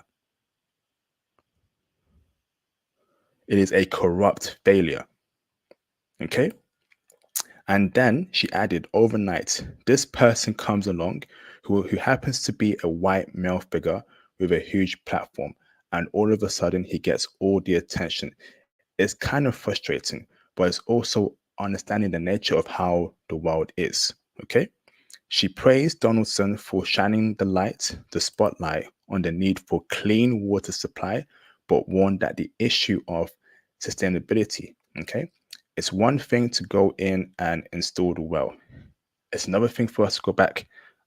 Sorry, it's another thing for us to go back to 3, 4, or 5 years from now and see if that well is still functional. Sorry, your government, your people should be doing that, and that's what I'm talking about, bruv. Where's the common sense here? Why are you expecting a white YouTuber to be sustaining a well in a different country? Your government should be doing that. Again, embarrassment, bruv. Oh my God. I'm about to break my laptop right now. I am so flipping angry, bruv. Cabot Jones told CNN that Face Africa works in areas where 60% of wells are broken and people go back to drinking from the creek because there were no infrastructure put in place for follow-up maintenance for repair. Once again, your government, your local authorities should be doing this. When will the embarrassment stop for our people? When will it stop? God, when will it stop? Please, when will this stop? Just when? And she said she hoped Donaldson's well building effort included this infrastructure. Oh my gosh. Okay, hold on. While much of the reaction to Donaldson's video seemed to focus on how it shamed the Kenyan government, its creator anticipated a backlash, saying that on Twitter, he knows I'm going to get cancelled because I uploaded a video helping people. And to be 100% clear, I don't care. Good man. Aspiring Kenyan politician Francis Gaifo criticized Donaldson's video, saying on Twitter that it perpetuated the stereotype that Africa is dependent on handouts and philanthropic intervention. Okay, though Gaifon's comments drew criticism of their own. Sorry, Gaifo. You know, how are you relying on some white dude to build a well in your country? You got a whole government behind you, and you're angry at him for helping out your own people. This is why we get no respect worldwide, bruv. Incompetency, corruption, lack of empathy towards other brothers and other black people is the reason why other groups of people exploit black people every day. The brother on this live stream should not be going through what it's going through in China. In a perfect world, if he doesn't like his life in America, he should be in Africa or the Caribbean making great money with his own people. But he can't do that. He's got to go to China and suffer there as a black person. And that's not right, bruv. It just shows you that, overall, there's a lack of care amongst us worldwide. China will never allow a bunch of Chinese people to suffer in Africa or anywhere around the world. They got their own people's back. It's embarrassing, bruv. It is embarrassing. Brother, what's your thoughts about that, Dom? Yeah, I mean, it's just it's another thing for them to hold over our heads. Hey, look, you had this YouTuber come and build wells in your country. Oh, look at you, you can't do anything. There's just is one thing added to the list of stuff for them to hold over our head. It's the same thing here in China. I mean, a lot of them will come to Africa and build bridges and roads and all this stuff. And yeah, they have that in their back pocket to use, once any African leaders or any African people kind of get out of hand or get out of line, So I really wish that yeah, we had a lot more economic power and a lot more say-so in how we run our countries, but unfortunately, that's not the case now. Thankfully, I do have dual nationality, so I can go to Barbados because that's where my mother is from. So I can go to Barbados. Unfortunately, Barbados isn't that. It's not in that bad of a situation. but Barbados is small. It's small, and yeah, it just doesn't have the same economic potential as say a Nigeria or a Kenya does. So seeing that these countries aren't really on the ball in terms of just their economic power, it's disappointing. It's disappointing because yeah, you're right. Africa should be our home base. Nigeria and these places should be our home bases.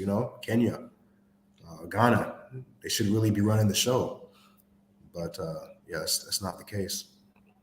And it's sad, man. It's I'm hoping this crypto stuff pops off, man. Because when we get that wealth, we got to start building our own network, our own infrastructure. Sure. That's why I'm going all in on crypto, because I just can't. I can't take it anymore, brothers. I really can't. Yeah. I think I should be doing more. I want to be doing more for brothers. I want to be connecting people with other people like I do now. But I know that I can do it on a mass scale when I get the resources, the money to do so, the connections. That's what I got to do, because I just can't. I can't take it anymore, bruv. I don't feel like you should be going through what you go through in China when we have Yeah. a whole nation that has 1 billion people, that has all these resources, and just can't Mm. seem to figure it out. I read about Sudan. There may be another war in Sudan, another genocide there. It's just it's just too much effery, man. Too much Wow. effery. We have Congo that has the most natural resources in the world. Mhm. Why is that not the richest country in the entire world? Yeah. I don't Yeah. even know. It's frustrating, man. Shout out to Ramel Diaz for the £2 super chat. I appreciate you, Ramel, for the support. Thank you, brother. No lie, China is experienced, never settled there. Would you agree with that, bro? 100%. 100%. This is a place to come, save some money, work a little bit, get your little nest egg up or whatever you're trying to save for, and bounce. Like that's the ideal scenario. You come here, have some experiences, save your little money up, get out of debt if you need to, and then bounce.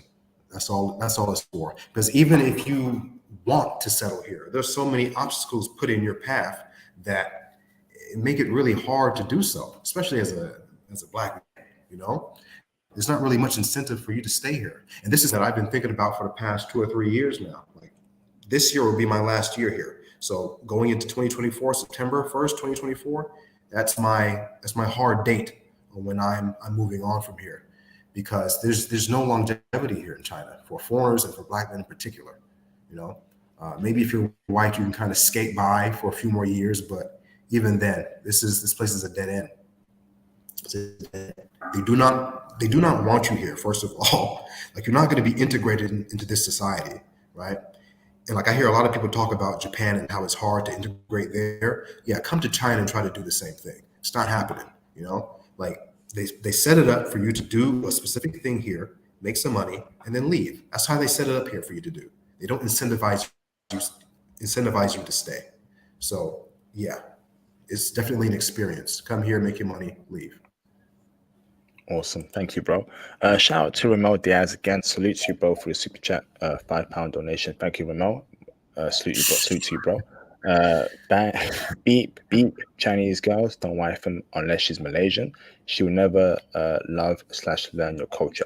Yeah, Ramel has Yes, mentioned that it's Chinese way or the highway. Is that true? yes, indeed. Look, okay. From a young age, people are taught here that China is the best. It's Chinese culture or it's nothing. If you come from a country that has less soft power or less of a cultural uh, uh, complex than China, then you're going to be overshadowed, right? Everything is like, oh, in China we do it like this. In China we do things like that. This is our tea from China. This is our this from China, which is great. I mean, China is great in its own right. I mean, Chinese culture is very interesting. But if you try to share anything about where you're from, or even as a Black American trying to share some of your history with them, it's like it goes in one ear and out the other. They don't really want to hear it. They don't really care. You know, Everything is China first, and I can't blame them. I mean, they're Chinese, so they put China first. I get it, right? But still, it's off-putting, especially when you go to places like Japan. For example, I was in Japan back in August, and I was in this bar, and then this older Japanese guy, he was talking to me, and he was telling me stuff about the different Black musicians, and this jazz artist and that jazz artist, and he's so into the music culture and all this stuff. I've never had a conversation like that with anybody in China. Never. Like in China, it's always about hip hop and some new act that's coming out or whatever, like some artists I don't even know anything about. Versus in Japan, like they're still collecting vinyls of like Aretha Franklin and all these other people. I'm like, dude, they really, at least in Japan and some of these places, they really get into the different aspects of your culture, and they like certain aspects, or they like the church aspect or whatever. They really get into that. Versus here, everyone's like, oh yeah, whatever, China.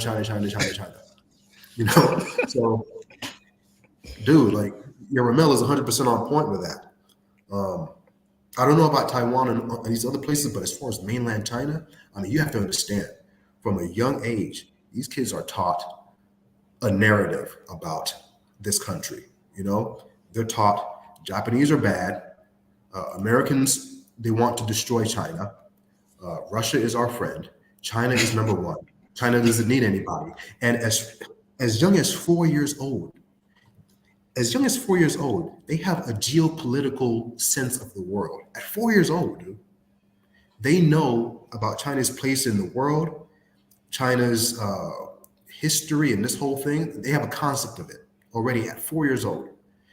At 4 years old, I did not even know what country I was in, dude. These kids here, they have a concept, they have a worldview already at 4 and 5. It's crazy.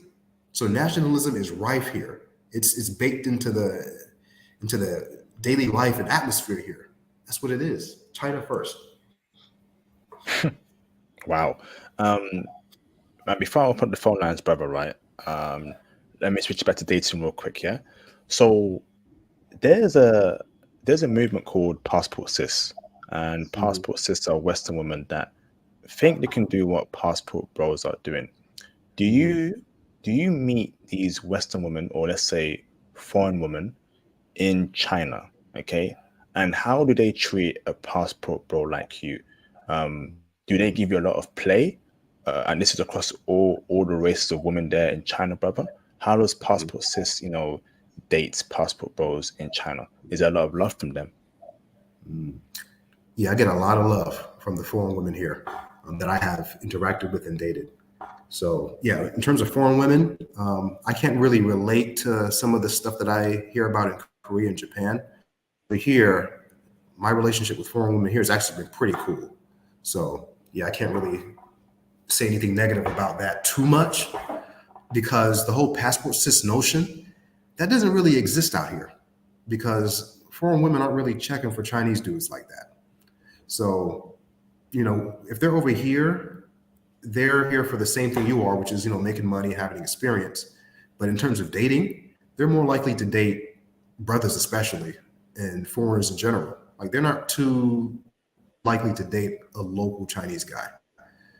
So from that perspective, dealing with them is actually pretty cool. Now they will still have that Western mentality of, the whole independent woman thing. They'll have that a little bit, but it's hard to maintain that in China for a long period. Like they're gonna get lonely, so they're gonna crack at some point. So I think that kind of makes them more receptive to dealing with brothers here on a more equitable term. So yeah, overall, I've had some pleasant experiences with foreign women. Not all, but more often than not, I have. Okay, brother. And what races or what nationalities in China are giving you the most love, or what have you dealt with? Make it that easier for you. South African women. So South African women, yeah, for sure. Because the skin tone barrier thing is not there. A lot of them are black. So just off the bat, when you see another black person in China, it's like what's up? You automatically go and talk to them. That's another thing that I do appreciate about China. Like when you see another foreigner here, another black person in particular, it's not like in some of these other countries to where if you see a black person, you kind of, they kind of try to ignore you a little bit. But over here, if you see a black person, it's automatically like you met like a long lost friend or something, because you're two foreigners in a strange land. So when you see another black person, it's automatically like, you want to get to know them and talk to them. So that's a good thing. So just striking up conversation with foreign women here, South Africans in particular, it's pretty easy, and it's quite pleasant, to be honest. Awesome. Thank you for that breakdown there, brother. I got a super chat here before I open up the phone lines. Shout out to Mr. Royal Black for the $7.9977 super chat. Thank you, Royal Black, for the support. Much appreciated, bro. Yeah, brothers, let's make this crypto money, absolutely, and build a passport, bro. City, Mecca, home base in Brazil or the Philippines. Oh, big ideas there, Royal Black. Big ideas. Oh, that would be awesome, man. Build our own economy, build our own networking system, build our own tech there, network, bring a foreign woman over, communicate, network with each other, have a small community. Man, we'll be untouchable, man. That would be amazing, brother. Oh, man. Let's work towards that. Let's hope this crypto thing pops off, and it will. I'm hearing a lot of good things about crypto. Next year is going to be the year of crypto. And hopefully a lot of brothers make this big money off crypto, man, including me and any other brothers that's into crypto, man. Let's get it, man. Let's go. Appreciate you, Ro. Thank you, brother. Awesome. So let me open up the phone lines, and if you have any questions for our guests, let's do so. Okay. So no swearing, no N-word use, no, keep it PG, please. Ask questions about China, share your experience about China, and let's have a great discussion, man.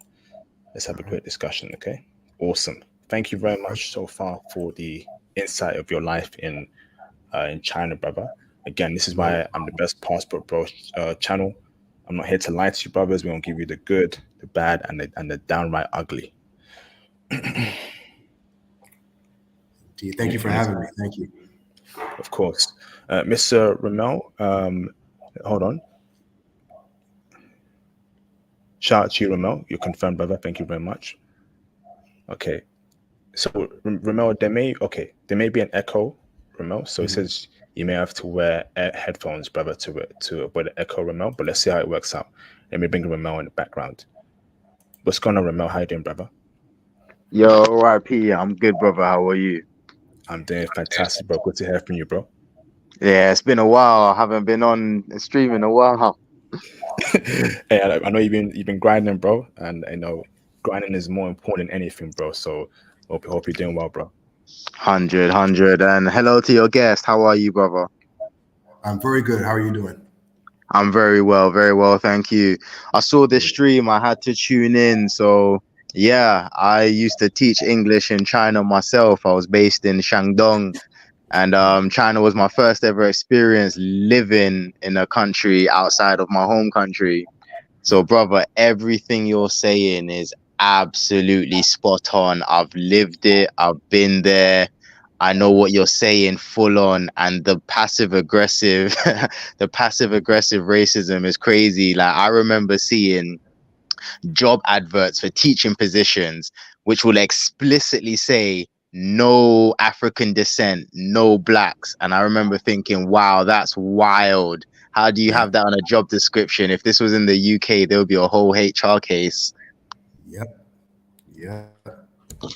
Actually, like I work with a few Jamaican teachers, and yeah, we were just talking the other day about them being very, very explicit in saying, "Yep, we want white European people." Yeah. Because she asked them beforehand. She says, "Hey, look," she just gets straight to the point. She says, "Hey, look, are you hiring Jamaican teachers? Just let me know so I know not to apply or whatever." And they say, "Yeah, we're looking for Europeans." And they even said to her, they said this. They said, "Yeah, well, why should we hire you when we can hire a white person for 18K RMB? Why should we do that?" You know, and they don't even have to be native speakers. They just need to be white. So absolutely, brother. Yeah. And here she is, an experienced teacher. You know, she's been teaching for years. And she's making, 25, like closer to 30, She's making this money. So she's like, "Yeah, I'm not going to go down. I'm going to get at least 25. And they're like, "Yeah, why should we give you that when we can just hire a white person for less money?" So yeah. It's crazy. I'm so glad you touched on the children being so politically aware at such a young age. I experienced that myself, and it's wild. It's crazy. And I've noticed, I saw someone in the chat say, oh, if China is nationalistic, what's wrong with that? Let me know if you feel the same way, brother. Well, what I experienced when I lived in China, I believe China takes it to a whole nother level. It's beyond nationalism. I've lived in Korea as well. IP just came back from Korea. I know he can attest to this. Korea is a nationalistic country. They love themselves. But China, they take it a step beyond. It's beyond nationalism. It's almost brainwashing. I remember being in a school. I taught a primary school age. At lunchtime, I worked in a private school. These kids would do marching drills through the playground, almost as if they're getting them ready for military service. I have little young kids watching there was a movie called Lone Wolf or something like that. I'm not sure if I'm getting the name right. It's about a Chinese man who goes to Africa to save the day because there's war and famine in Africa. And these are 6, 7 year old kids watching this movie with guns and people dying. Like, it's very Yeah, crazy how politically aware they are. It's beyond nationalism. It's almost a form yeah, of brainwashing. What do you think, yeah. brother? Yeah, like in terms of the comment that someone made in the chat, I mean, yeah, nationalism itself, I think that can be a positive thing. Like, I don't, I'm not knocking them down because of the nationalism point. Like, we should be more nationalistic, right? There's nothing wrong with loving yourself and looking after your first. That's what we should do. But like you said, like the nationalism here in China is almost elevated to a status of a religion. So if money is number two, China is number one, and China is the religion. There's no more Confucianism or Buddhism, nothing like that. Like, the religion is the state, so it's on a whole different level out here. And Absolutely. And I remember when I came back to the UK, I constantly told my friends, no matter how much you explain it to people, they just will not get it. You have to have been there. China yeah, is like its own world, its own universe. It's not even real. It's not even a yeah, real place. The culture shock is ridiculous, and you can yeah, explain it until your face turns blue. You have to have lived it to truly understand just how wild this place is. But yeah, I'm gonna finish off touching on the women part. So we've touched the politics, we've touched the culture. yeah. I'm not sure if you mentioned this in the stream already, if you've had any experience with dating Mhm. Chinese women, but what I'd say is, and tell me what you think, whether from your own experience or people you know. From what I'm seeing, dating girls, for me personally, for the most Yeah, part, it's fun only. I've seen there are some people who get married to Chinese women, but it's difficult. If you're a brother, very often her family will cut her off, and then you will be fully responsible for looking after her financially. And you already yeah, know, being in China, you're very limited to only teaching English. And what makes it yeah, worse, if you're an African brother, it's even harder for you to get an English teaching job, especially with any decent salary. So then yeah, that provides a lot of pressure on your relationship. And in yeah, Guangzhou, with the visa issues, a lot of Africans are being deported in droves. So what you have yeah, now is a whole heap of single Chinese mothers all over Guangzhou in the south, and then they mhm, use that to blame us, like, oh, black people come here, impregnate Chinese women and leave them, making us look bad, not knowing that there's no economic opportunity for these people, and they're yeah, also like kicking them out, messing with their visas. It's actually very dangerous to date Chinese women in China. Even for white people, I've heard so many stories of white people getting wrecked.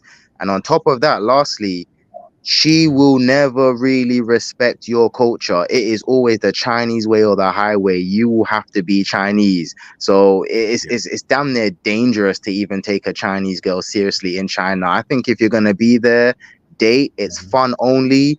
You do have mhm, ones that will date you. You can date a Chinese girl. It's not impossible, but I wouldn't recommend taking it long term. What would you say about that, brother? yeah. I would say, like, even if you're doing the whole casual thing, even then, have your fun, but keep it on the low, and also deal with people in a very in a strict way. Like, you don't want to be dirty macking out here. Like, you don't want to be doing that. Like, if you're dealing with somebody and you want to date multiple people or whatever, like, you have to be straight up and honest with these women out here, because if you don't, then it's not really far fetched for them to make up a lie and then go to the authorities and then have you hemmed up for something that you didn't do.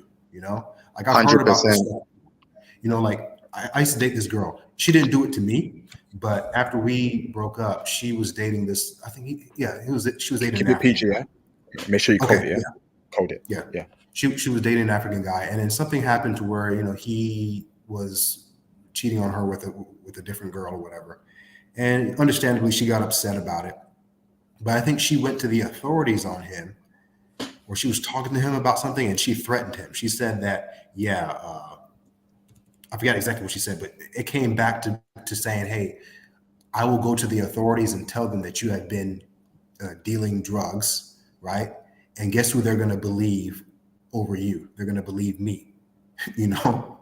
So she knew her advantage in the situation, and she knew what she had over him, right? So if you're going to deal with people out here, like, keep things on the up and up. Don't be doing anything that can be considered shady, and yeah, just keep your nose clean out here, man. That's the number one thing, because it's so easy for stuff to go left. They will believe a local over they believe you. Absolutely, So brother. You're 100% right there. And this is exactly what I mean when I say it's damn near dangerous to date a Chinese woman. I remember when I was there in Shandong, I had a similar story. A person that I knew was dating a Chinese woman in university. Same, he had another woman on the side. She found out and she mhm, ST-abbed him, if you get my meaning. Yeah, she physically, mhm. yes, put Wow. metal in his body. Yeah, man. And there was many other stories where again people are being set up, even with Chinese dudes extremely jealous. So you're right when you Yeah. say keep it on the low, because there's been stories of Chinese guys setting brothers up, calling the police on them and saying that they're dealing drugs, just as you said, out of jealousy. So yeah, man, it's Yeah. very, very dangerous, man. Chinese people are crazy. I have a really love-hate relationship with China, because when I was there, Mhm. I had a Yeah. Mhm. crazy adventure, and I Yeah. have stories for days in China. But at the Yeah. same time, it comes at a cost. It is a headache. They have no love for us.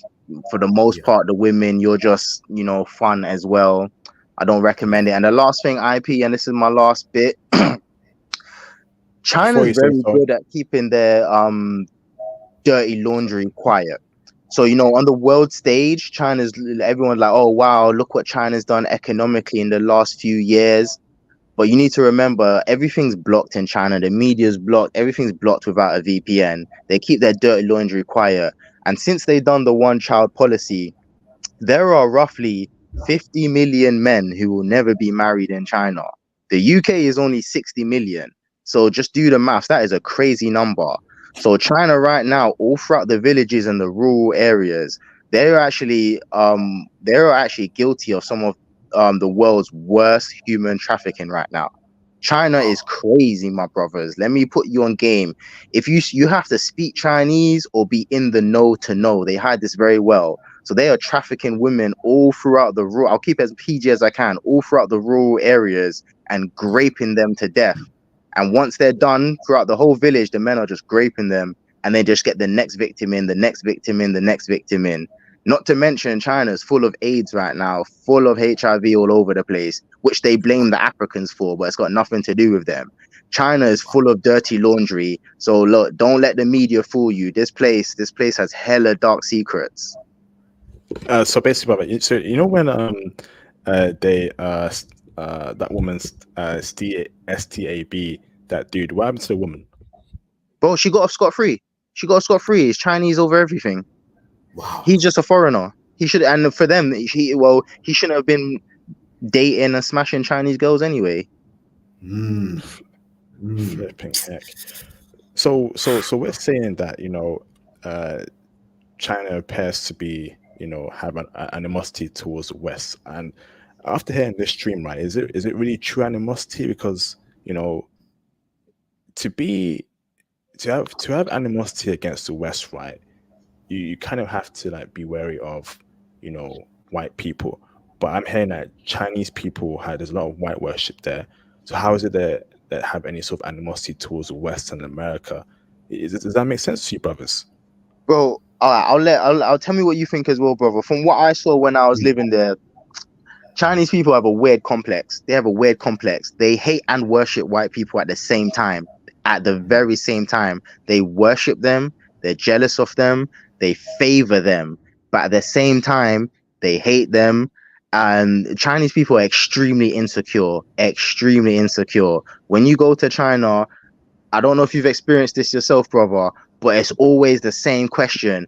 Oh, what do you think of China? China's amazing, isn't it? China's women are the most beautiful, aren't they? China has the best food, doesn't it? It's never an honest question. It's always expected that you always rate China above everything. Oh, China's better than your country. China this, China that. So what I've seen regarding what you're saying, IP, it's a very, very strange love-hate relationship between China and the West. They love them and they hate them at the same time. Yeah, yeah, yeah. Like there's always a measuring thing. Like, you know, when it comes to the progress of the West or the lack of progress thereof, they always have to rate their progress in comparison to that. Okay, America has a lot of marches right now, has a lot of protests about police brutality. Oh, we don't have that here. Our society is very stable. Or America is going through an economic downturn. Oh, we're on the economic up. You know, everything is great here. Okay, what do you think about Chinese women? Like when people ask me stuff like that, those little loaded questions, I just be like, yep, it's great. Oh, wow, yeah, it's so amazing. You know, I just go along with it because I don't even want to have that discussion with them, you know? Or like when it comes to, here's one thing that I want to point out. Like when it comes to Black people always want to criticize us and say, oh, you guys are living in the past. You guys talk about the past too much. You guys need to get over it, right? But no one says that about Chinese people. Like whenever you talk to them about their history or their past or their dealings with the West, it's always, oh, a century of humiliation. Oh, this happened to us back then. Oh, you know, this happened to us by the Americans. The French did this, British did this. This is ours. They always revel in the past and they take ownership of it. You know, they always do that. So it's like, it's okay for them to do that, but it's not for us to do that. When we do it, we're complaining. When they're doing it, they're stating the fact, stating the truth, you know? Like, that's another thing about this whole thing. So I've got a caller. Sorry, Mr. J Takashi. I see you in the background, brother. Give me a thumbs up if I can bring you in. Thank you, bro. Camera on. Is that okay? Thumbs up. Your camera on. With your camera on, is that okay? Okay, cool. Let me bring in Mr. J Takashi. What's going on, Jay? How you doing, bro? Long time. Yeah, long time no see, brother. Well, first of all, I want to say something. Shout out to all the brothers who are on this panel. I'm glad to hear educated brothers give us the freaking rundown that we need to hear, and also I'm glad that y'all being safe and not getting caught up in this nonsense. Thank goodness. That's all I want to hear. So shout out to all y'all. Shout out to all the brothers on here. And shout out to my man AP. I know I haven't talked to him in a while, man. Like I said, my studies for Japan. Like I said, I'm pretty much gonna be going this spring with Mr. Derek Taylor and all them. So it's happening. Yeah. Just to let you know. Yeah. Good move. Awesome. Good move, bro. I say if you're going to East Asia, man, Japan or Korea, leave China alone. Definitely Japan or Korea. Yeah. Mm-hmm. Yeah. Definitely. I actually wanted to share a few things also, just to further corroborate the other stories of their experience over there too. I have two military cats that are literally over there, and they will tell you, none, don't not even not date. Don't get in trouble in China. Keep your head down. Just do you, follow the rules, and get out safely, and then probably go to Thailand or freaking the Philippines is what they told me after that, because there's too much fire over your head to be used against you. Even if you didn't do anything, like what you said about that brother. That, you know, if all she got to do is throw out an allegation somewhere to a woman from West, and they'll believe her, and it's nonsense. So they gave me the rundown. Of course, I'm like, I wasn't going to visit China anyway because like that's never been a staple for me, and there's too much negativity that comes with us going over there. So I wouldn't have any bro over there personally. I would rather hear all you guys go to the Philippines, Thailand, or Japan. Simple enough. Go where you're loved. Go where you can. I'm gonna be real. Don't look over. Go somewhere you have to look over your shoulder. I know IP don't want to do that. IP's already been in Japan. You have to look over his shoulder. All he did was just be respectful, talk to people, get to know the culture, get to know the ladies, and just what they about there. With China, you can't do that. Somewhat now, to your credit, yes, if you're educated, brother, you can take care of one, take one. But it's too many red flags. Yeah. That's too much breaking over your back for somebody who doesn't even truly like you or wants to be with you. So I would not do that. And y'all just further, corroborated my brother's stories. So I really thank y'all in that regards for telling me that, because that's crazy. Yeah. It's not a way to live.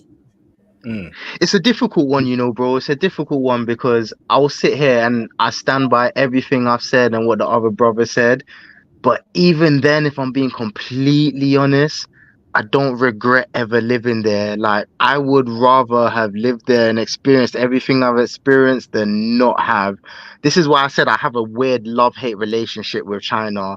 It is a messed up place. I don't 100% recommend it to brothers, but it is an adventure, and a large part of my life, I have to admit, like, I had crazy adventures there. So it just depends on what you're looking for in life. Like, if you want stability, if you just want to go somewhere where you feel loved, where you feel appreciated, China's not that.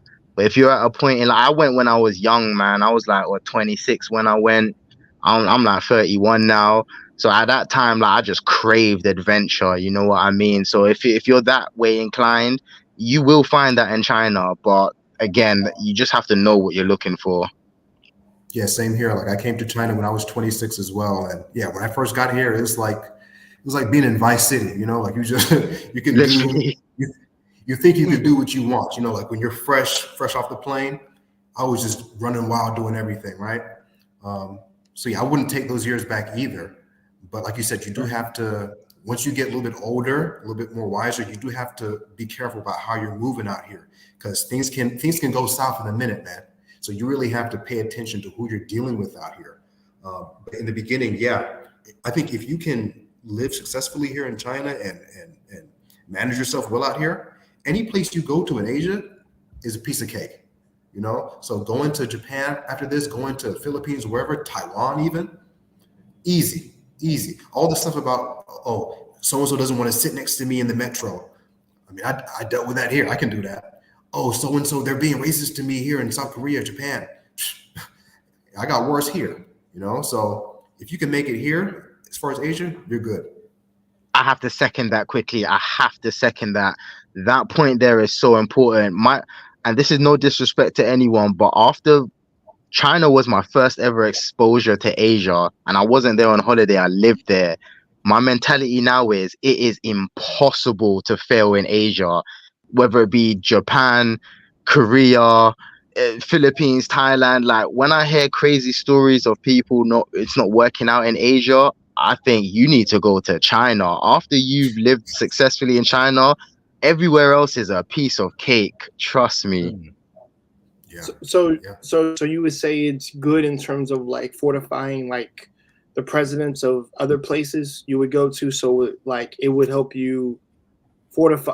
I would say this: it will help you fortify yourself in a sense where like those annoyances won't bother you when you go to other places. That's what I'm hearing from you guys. Absolutely. When I got to So it's Korea, okay. oh, sorry, go ahead, brother. When I got to Korea, they Yeah. are way more respectful than the Chinese, noticeably. Korea is way more respectful. They don't stare at you as much as the Chinese do, but they do have their issues. But after being in China first, it was nothing. Like, I barely noticed it. Like, Korean men get super jealous of you dating Korean women. They talk smack about you behind their back. But it's, again, it pales in comparison to China. In China, I could be with a Chinese woman and have a bunch of dudes surrounding me, and it's just awkward. That will never happen in Korea, never. So it definitely fortifies you. And like what this brother said, after being in China, the rest of Asia is a walk in the park. Really, it really is, and you'll appreciate it more. Like, everyone knows my love for Korea, and I do think, in part, it's also because of the experience I had in China first, why I fell in love with Korea so much. Also, I think in terms of brothers coming here, because you spoke about the fortifying aspect, right? That would be, I don't want to say a reason, but that would be one benefit of coming here. But I think the main reason why brothers should look towards China, if they come at all, is for the monetary aspect.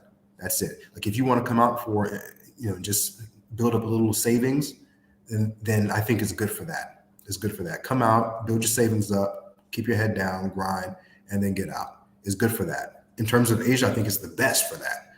But you're going to have to deal with some stuff here. I think in the process of building that money up, you will learn how to live in Asia and learn how to navigate, and that will prepare you for your next destination. So yeah, in terms of money, it's good. I like that. Agreed. You can make some money in China. You can definitely make some money in China. And China turned me into a man. I'll say that. Like being by myself, being lonely. The loneliness in China was different from the loneliness in the UK. As much as I hated the UK, at least I step outside. I relate to people. I speak Chinese now, but it took a while to like work on my fluency. And I wasn't in a major city. So every time I step outside, no one looks like me. I can't hear no English. It's literally another world. I relate to nobody. It really developed me as a man to be able to go within myself and not need nothing outside. Everything I needed was inside. It taught me stoicism. It taught me discipline. And again, like what the brother said, it taught me personal finance, being able to, just hold it down on my own. And you could make a lot of money. I developed my entrepreneurial skills. I taught English, but I also had extra I had extra students on the side. I was doing private tuitions. I was doing private fitness classes. So I really worked on myself, even in the entrepreneurial aspect. So yeah, it really developed me as a man. Yeah. Wow. Yeah. Amazing stream so far. So brothers on the panel here have said their part here, things that I don't agree with, things that I do agree with. Everyone here has their own personal opinion. But I will say this, right? Okay.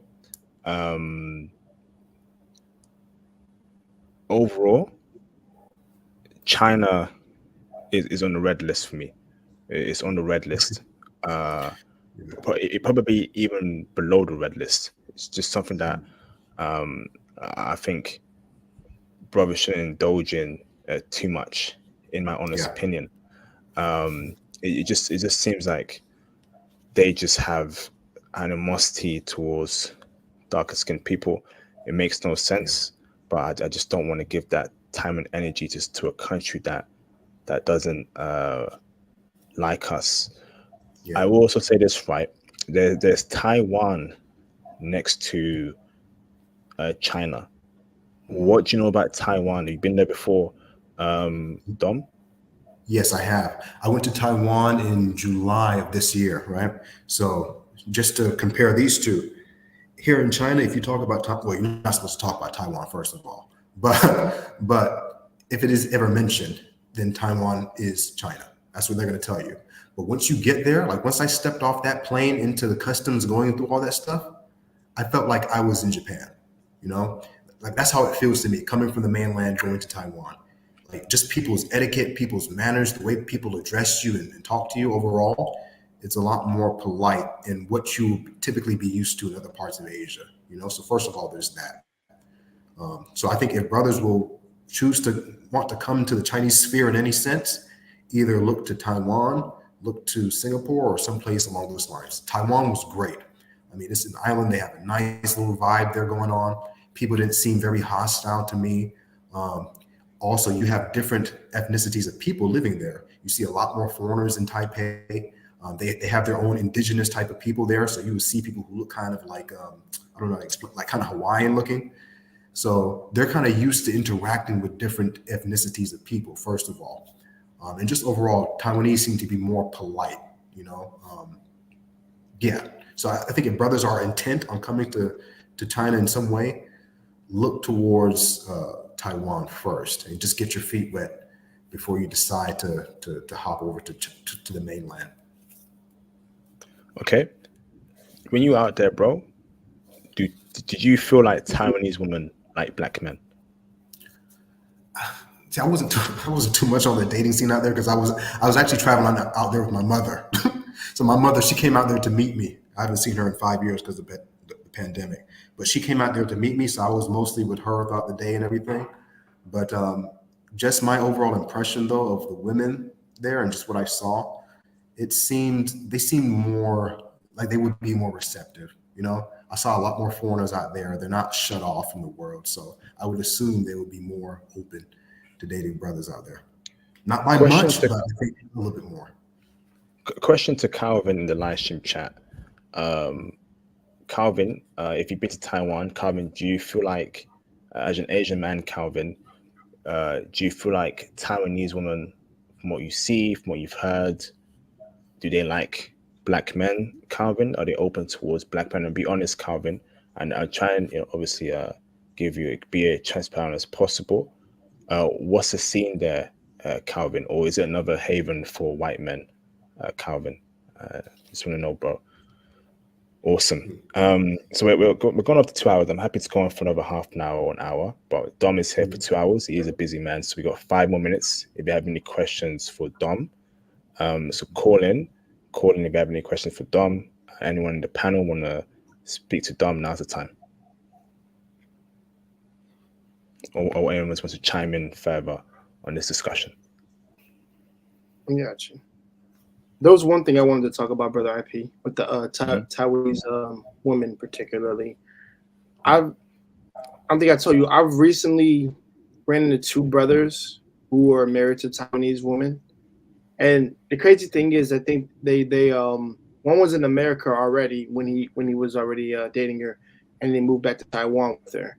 And the other cat, he's currently in Japan right now, and he happened to come across a Taiwanese woman, and he's actually married to her. And so we got 2 brothers married to Taiwanese women, and I'm gonna try to get one of them to schedule a talk with you, so they can give you the further information of Taiwan, because one of the brothers is married there. He did say sometimes women are kind of end up like some women in the West, but I want him to further explain that to you, and so you can have some more content for this channel, so you can get more info. But currently his wife, at least the brothers who were married to 2 Taiwanese women, they're completely like a Japanese woman, which is crazy. And I just think that's because they were in Japan. So from what they're telling me, Taiwanese women in Japan are sort of Japanese women. Hold on, you're saying Taiwanese women in Japan are like Taiwanese? No, sorry, Taiwanese women are like Japanese women. Yeah. What? Okay. From what they're telling me. Yes, from the actual place themselves, not so much, but from Japan, that seems to be the trend I keep seeing with 2. If I run into 2 other brothers, and they tell me they're out to Taiwanese, I'm like, were you in Japan? Yes. Then that's another avenue that we can plug into, not simply just our Japanese ladies when we're over there. So I'm like, it seems to be a trend right now at this point. Okay. Yeah, it looks like Japan is the move overall. Yeah. Mm-hmm. Yeah.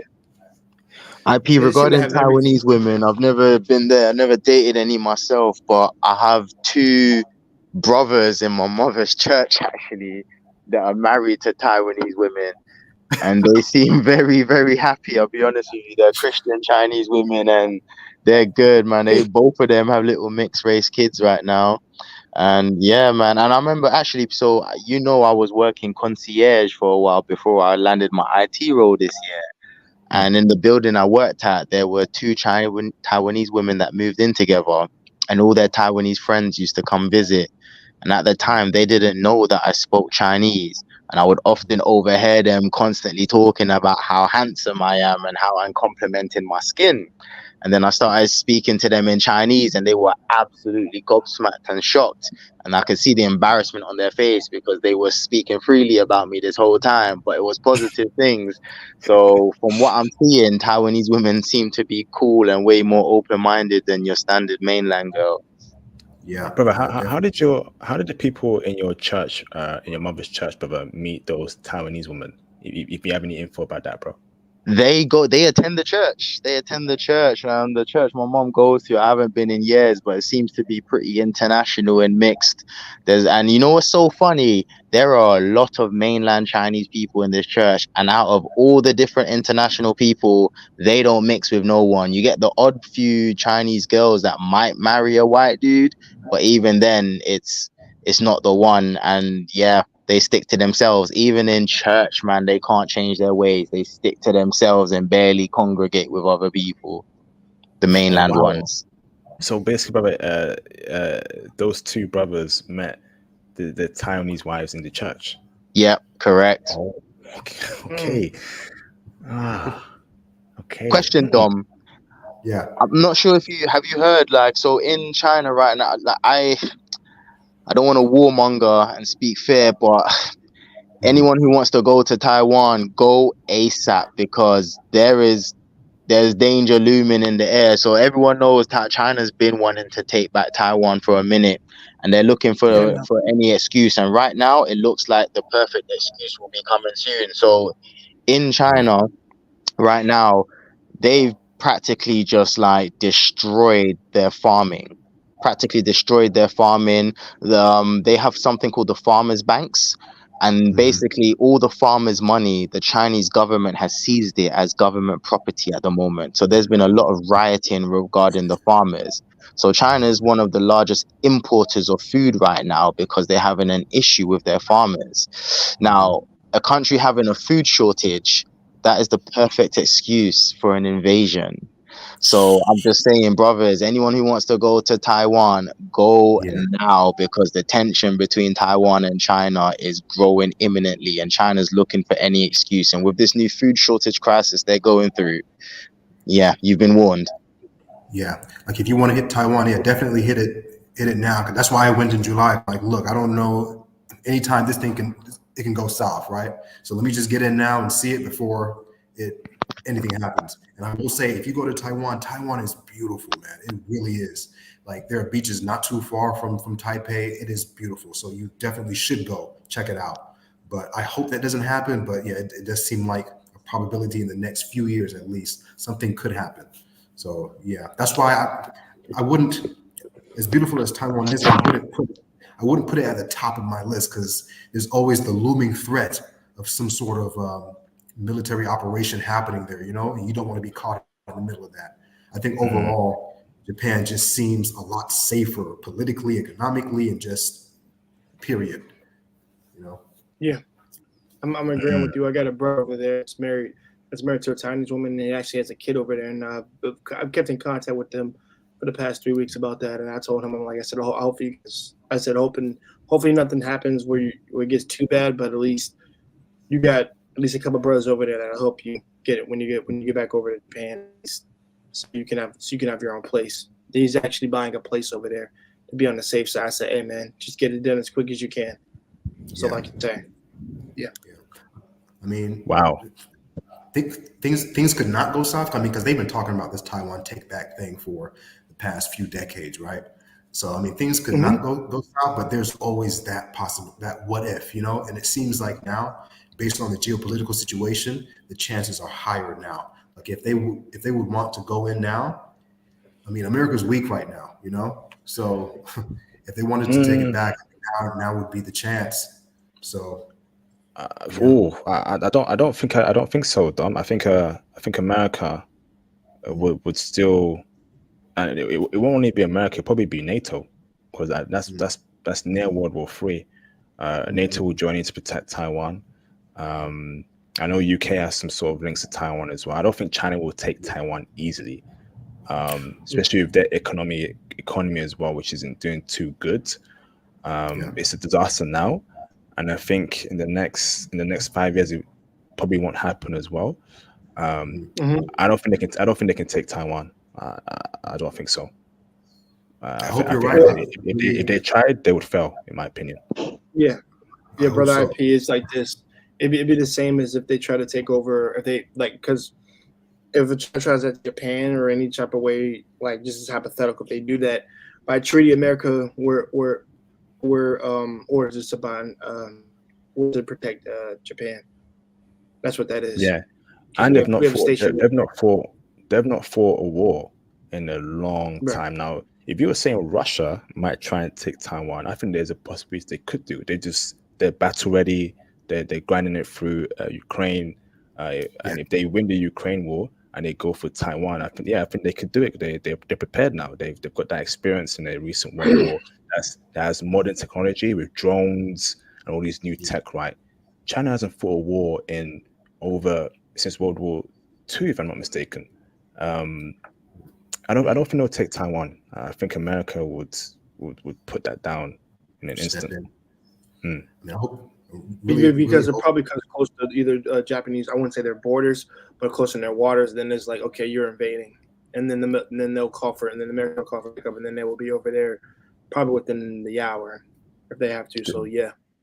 The I same do hope time, that's the case. I do hope Go on, that's bro. the case because the country is going hungry right now and they're getting desperate. They're absolutely getting desperate. And they've been building these man-made islands in the ocean as a military frontier. So any attack from Western powers, I know they've been building all these man-made islands in the ocean as protection. So I agree with you, IP. I agree with you. I don't think they're in a position to do so, but I just know that they're increasingly growing desperate. Their economic situation is not good. So yeah, we hope for the best. I think right at the same time that China tries to go for Taiwan will be the same time North Korea goes for South Korea, in my opinion.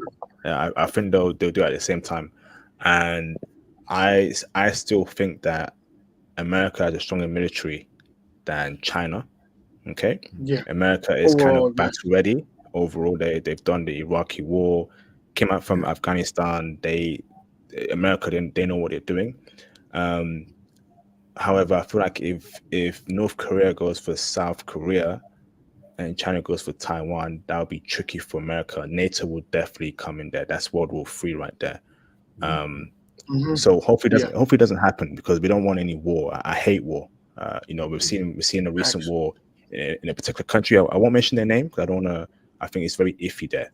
I don't want to mention their name. So please avoid mentioning their name, please. That particular country. What I'm saying is that I hate war. War is just disgusting. So Agreed. hopefully it doesn't happen. Hopefully it doesn't happen because innocent lives get lost, and war is brutal. It ain't no Call of Duty game. People don't respawn when you get deleted. It's real life, man. It is disgusting. There's bombs going all over the place. There's blood everywhere. There's brutality. I don't want that to happen, man. So hopefully no invasion happens towards South Korea and Taiwan, and they all live peaceful lives, and it's a peaceful world. That's what I'm gonna say. On my end. No, I agree with you, IP. Like I think something all of us men in here we strive to make with our families to create bonds and to prosper our culture throughout different generations. It's important to me, and I'm pretty sure it's important to every man up on this panel right here, and probably the cats in the chat too. It's just something that we always got to remember, like always be a better person. And I know that's easier said than done, and it takes a lot of work. But guess what? We're men. We tough it out, and listen, we want it in one area like everything else. We have to. Because like I said, because we want to be the pillars, we want to be strong pillars in our family, then we gotta set the example. And that goes further into breaking that stereotype that has been placed on us. Like I said, because my brother's from the UK, you guys have your accents, your intelligence, and also you study hard and y'all learn proper manners. I learned that too. So I'm actually glad that you cats know what a gentleman and what a man is supposed to walk in the face of people. It's just a matter of you setting that example. So, and every man in the chat, I want y'all to hear me when I say this. Be better, be great, build your character. And don't and last part, do it for yourself. And the reason I'm gonna say that is because when you do it for yourself, you really made an attempt to be at a better place in your life. It'll push you and drive you further than you went when you first started. And that's some good advice I want to leave on there for that. But bear in mind, so I want to carry on the stream. Dom, I know it's getting done. We're at the 2-hour mark, Dom. You can leave, brother. Dom, you can stay on longer, but it's up to you. We agreed on 2 hours, brother. If you want to leave, brother, is there any closing statement you want to say, bro? Final statements. Yeah, I mean, I'll just reiterate what I said earlier. I mean, if brothers are interested in China, curious about it, I mean, it's good to come, have that experience, save a little bit of money, do that whole thing. In terms of long term, I would suggest you look elsewhere. visit Taiwan before you can, or while you can. Hopefully things are stable, but hey, we never know. But visit while you can. But yeah, just look towards Japan or Korea if you want that more long-term stability type of thing in mind. And with that, I'll just say thank you for having me. Thank you for all the brothers on this platform taking the time to voice their opinion, and hopefully talk to y'all next time. All right. I appreciate you, Dom. Speak soon, okay? Thank you, Dom. Salute. Take easy in China. Peace out, Dom. All right, so let's go on for another 20, 25 minutes. A shout out to Dom there. So basically, right, China invading Taiwan will have some serious repercussions. As you know, Taiwan produces the biggest semiconductor chips, and that powers a lot of tech around the world. Your laptops, your phones. So China taking over the semiconductors production is a disaster. Is a huge disaster. That's World War III right there, in my opinion. So anyone wishing for a war needs to think twice. Okay. We can't, we can't be pushing for that, man. I'm against any kind of war. Number two, China invading Taiwan will destabilize Japan big time. So I know a lot of you passport bros see Japan as some sort of, Mecca. And we discussed it yesterday in the Passport Bro show with Theo Waff, right? Mecca, or our home base, our homeland. China invades Taiwan, there may not be any Japan anymore, or Japan won't be the same, right? So, it will destabilize the whole East Asia region, even North Korea, South Korea. We do not want that in any shape or form. Okay? So let's hope for the best. Let's hope for a peaceful future where we all coexist and respect each other. And that's what we got. That's what we got. We got to keep pushing on for. Ain't that right, brothers? Thanks, I bro. agree. IP, I'll be honest with you, man. Like, I enjoyed my time there, but between me and you, I agree. China's a write-off for me now. Absolute write-off. And I just don't vibe with them no more. The place is dirty and the people are dirty. And I'm not saying that in a hateful way. I'm saying that from an experiential way. I've lived there. People just spit everywhere, don't wash their hands. I am not surprised why most diseases come from there. The place is genuinely dirty and lacking hygiene. I just don't mess with it. It's a beautiful country. It's so sad because they have some of the most beautiful cities, the most beautiful nature. Like your guest Dom, he said he was in Chongqing. Chongqing, the city looks like the future. Just go YouTube Chongqing. The city is unreal. It's so beautiful, but the people can really be horrible. They really can. Wow. But okay, so bear in mind, these are these are Ramel's thoughts and experiences here, right? We got someone in the chat going off. Okay, it's not everyone shares Ramel's experience. So I'm about free speech. Ramel is entitled to say his experience there, although he could have toned down and coded it a bit better. But it is free speech. He is entitled to say that. I do not agree with many of Ramel's statements. So people in the chat going off, okay, chill out, man. Chill out. Ramel's a That's good fine. dude. Again, like I said, I That's his don't personal mean this in statement. a hateful way. I can only speak my experience. I'll repeat this again. I do not say this in a hateful way. Let me repeat that. I am only speaking my experience. That's my experience. I lived there. That's what I saw. That's what I experienced. It's not hate. It's experience. That's purely it. There you go, man. There you go. So Ramel made that Right. very clear. And shout out to Ramel for clarifying that and making it very clear. Great live stream so far. Incredible. We got another 15 minutes before we wrap up at 4 a.m. UK time. You wanna feel free to call in if you want to, brothers. If you've been to China, you want to share your experience there. Go on there, J Takashi.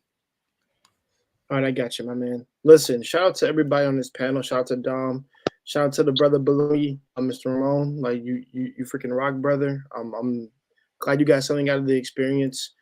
And I'm glad it fortified and made you a lot tougher, and also be able to block other things out too, and you go to other places. That's a good thing to come out from experience like that. I'll say that.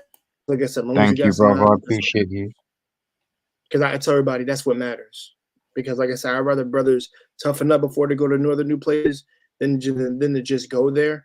But like the opposite could be said as well. But like I said, shout out to IP people.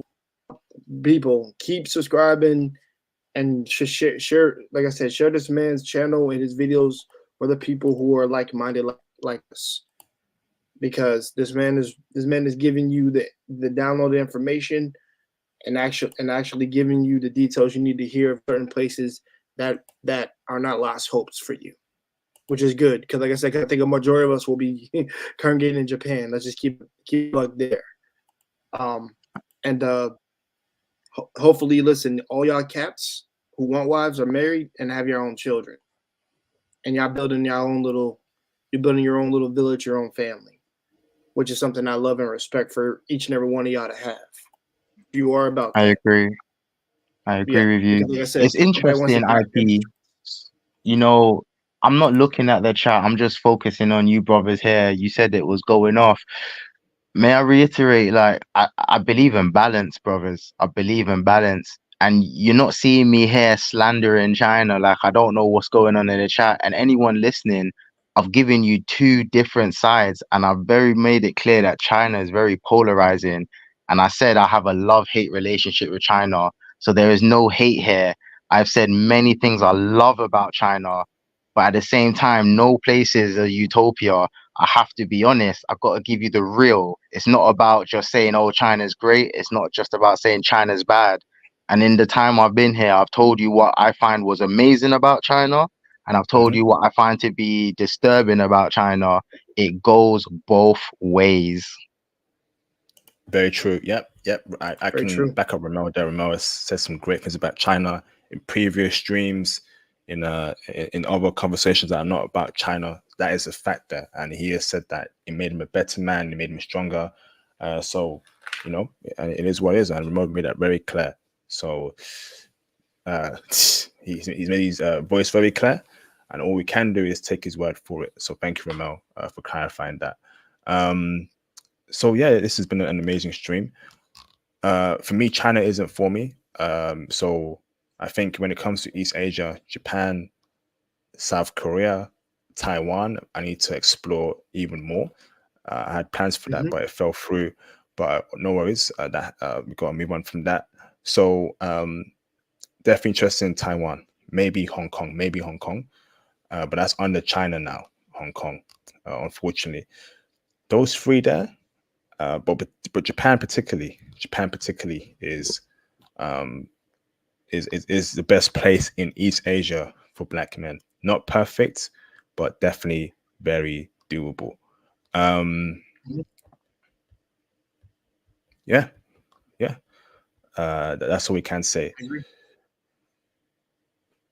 Like I said, it's where most of us plan to go, and also, it's just like I said, it's just the atmosphere and the culture is just gonna be something to you'll actually be able to take a breath of fresh air and just feel peace when you get over there. When it comes to Japan and some of those other places that my man IP has visited, especially mouth to our man Tony Berry, Mr. Tony Berry, which me and IP and Theo all know. Like I said, because I'm constantly being mentored by him, knowing about Niigata, the prefectures, all this stuff. Like all this stuff over there when we get over there, trust me, it's a gold mine as far as I'm concerned. And it's just something that you have to take the time to work your tail to get over there. And also something that you be prepared to be respectful and learn that culture. That's another thing that IP preaches over here that I want everybody to walk away with.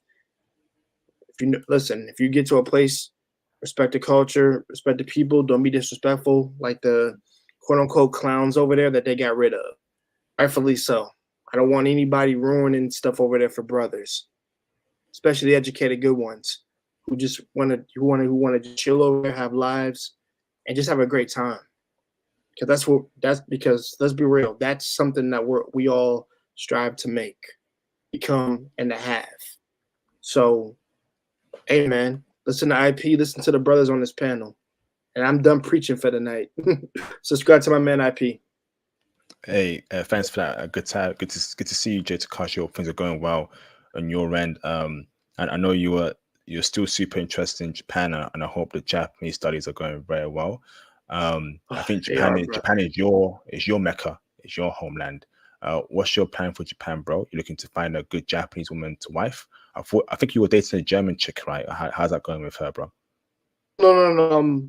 That was a year ago, but it was a good experience for me to date one because I never dated a woman from there before. But it just goes to show you like the different culture that they have over there. I swear it's so crazy different. I'm like, how do you end up in America? I even asked her that question, and she says, "Well, I have family down here, things of that nature." And but like I said, we just had different goals of what it was. But I don't, like I said, now just like Ramon, I don't regret that experience. Hold that thought there, bro. Sorry, brother, hold that thought there. Oh, you're good. Lizard King, Africa will get there. Africa will get there. We'll be at the top. I know it's trendy to make fun of African people. I know it's trendy to talk down on us, demean us. We've been through a lot. We've been through slavery. We've been through colonialism. We've been through the exploitation of our resources. We've been through institutional racism. We've been through powers that have set out to destroy the livelihoods of Black people because of the color of our skin. We've been through a lot. We've had to have people like Martin Luther King, Malcolm X, Fred Hampton, the Black Panthers, and many other, great Black men to give us some essence of freedom. I don't think we're truly free until we benefit from our resources, have full control of our countries. But I have hope. You may make fun of us, Lizard King. You may want to talk down upon us. That's your opinion, but we'll get there. We will be at the top, like where everyone else is. We'll gain that respect that we truly deserve, and that's all I can. That's all I can say to you, Lizard King. That really is. So, brother, for you, Japan, brother. So you, Japanese woman, is that your preference? Yes, that is my main preference, and ever since since you first met me, it's always been Japanese or Latina woman, and that's the only thing I like, and it still is. But it's majority Japanese woman is what I plan on full on marrying. Like our brother Tony Berry, and like my two other military cats over there are married and actually have children now. They finally got their kids in, so I was like, yeah, they meant what they said when they said, oh, like I wanted to settle down over here. One was a real estate agent for America, and he constantly does trips down and back to Japan for his family. I'm like, oh, I don't know how he did it, but he did it. And it's just something that I really wanted it, because those type of women I love shy, meek Japanese women. I love fully mature women, even some who do work that are nice. Like I said, they're my preference overall. Like they're easily the woman you want to wife up, and they're the right choice of what I would spend the rest of my life with. So yes, they are overall my preference, sir. Fantastic. So, bro, now,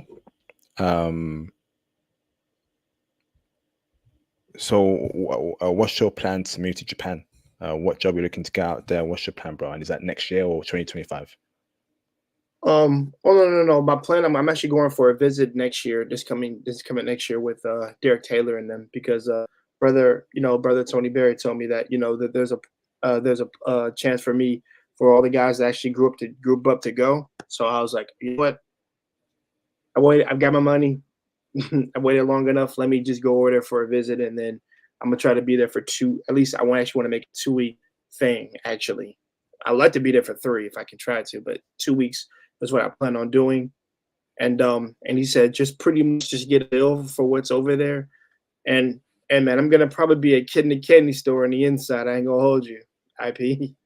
like bullet trains, Tokyo, visiting Shibuya, um, and just like going to Yokohama, Saitama. Like I said, there are certain places that, like I said, there's certain places that I want to go to over there. But also to follow up on what my plan is, um, I actually have money to go back to school to get my IT now. And starting halfway next year, I'll be doing my IT classes online just to finish up and get my bachelor's, so I can have my 4-year degree. Amazing, amazing, bro. Fantastic, Right. fantastic. Then because Go, you go. told us IT was the way, and that's what I'm doing. Awesome, man. I hope it goes well for you, bro. I really do.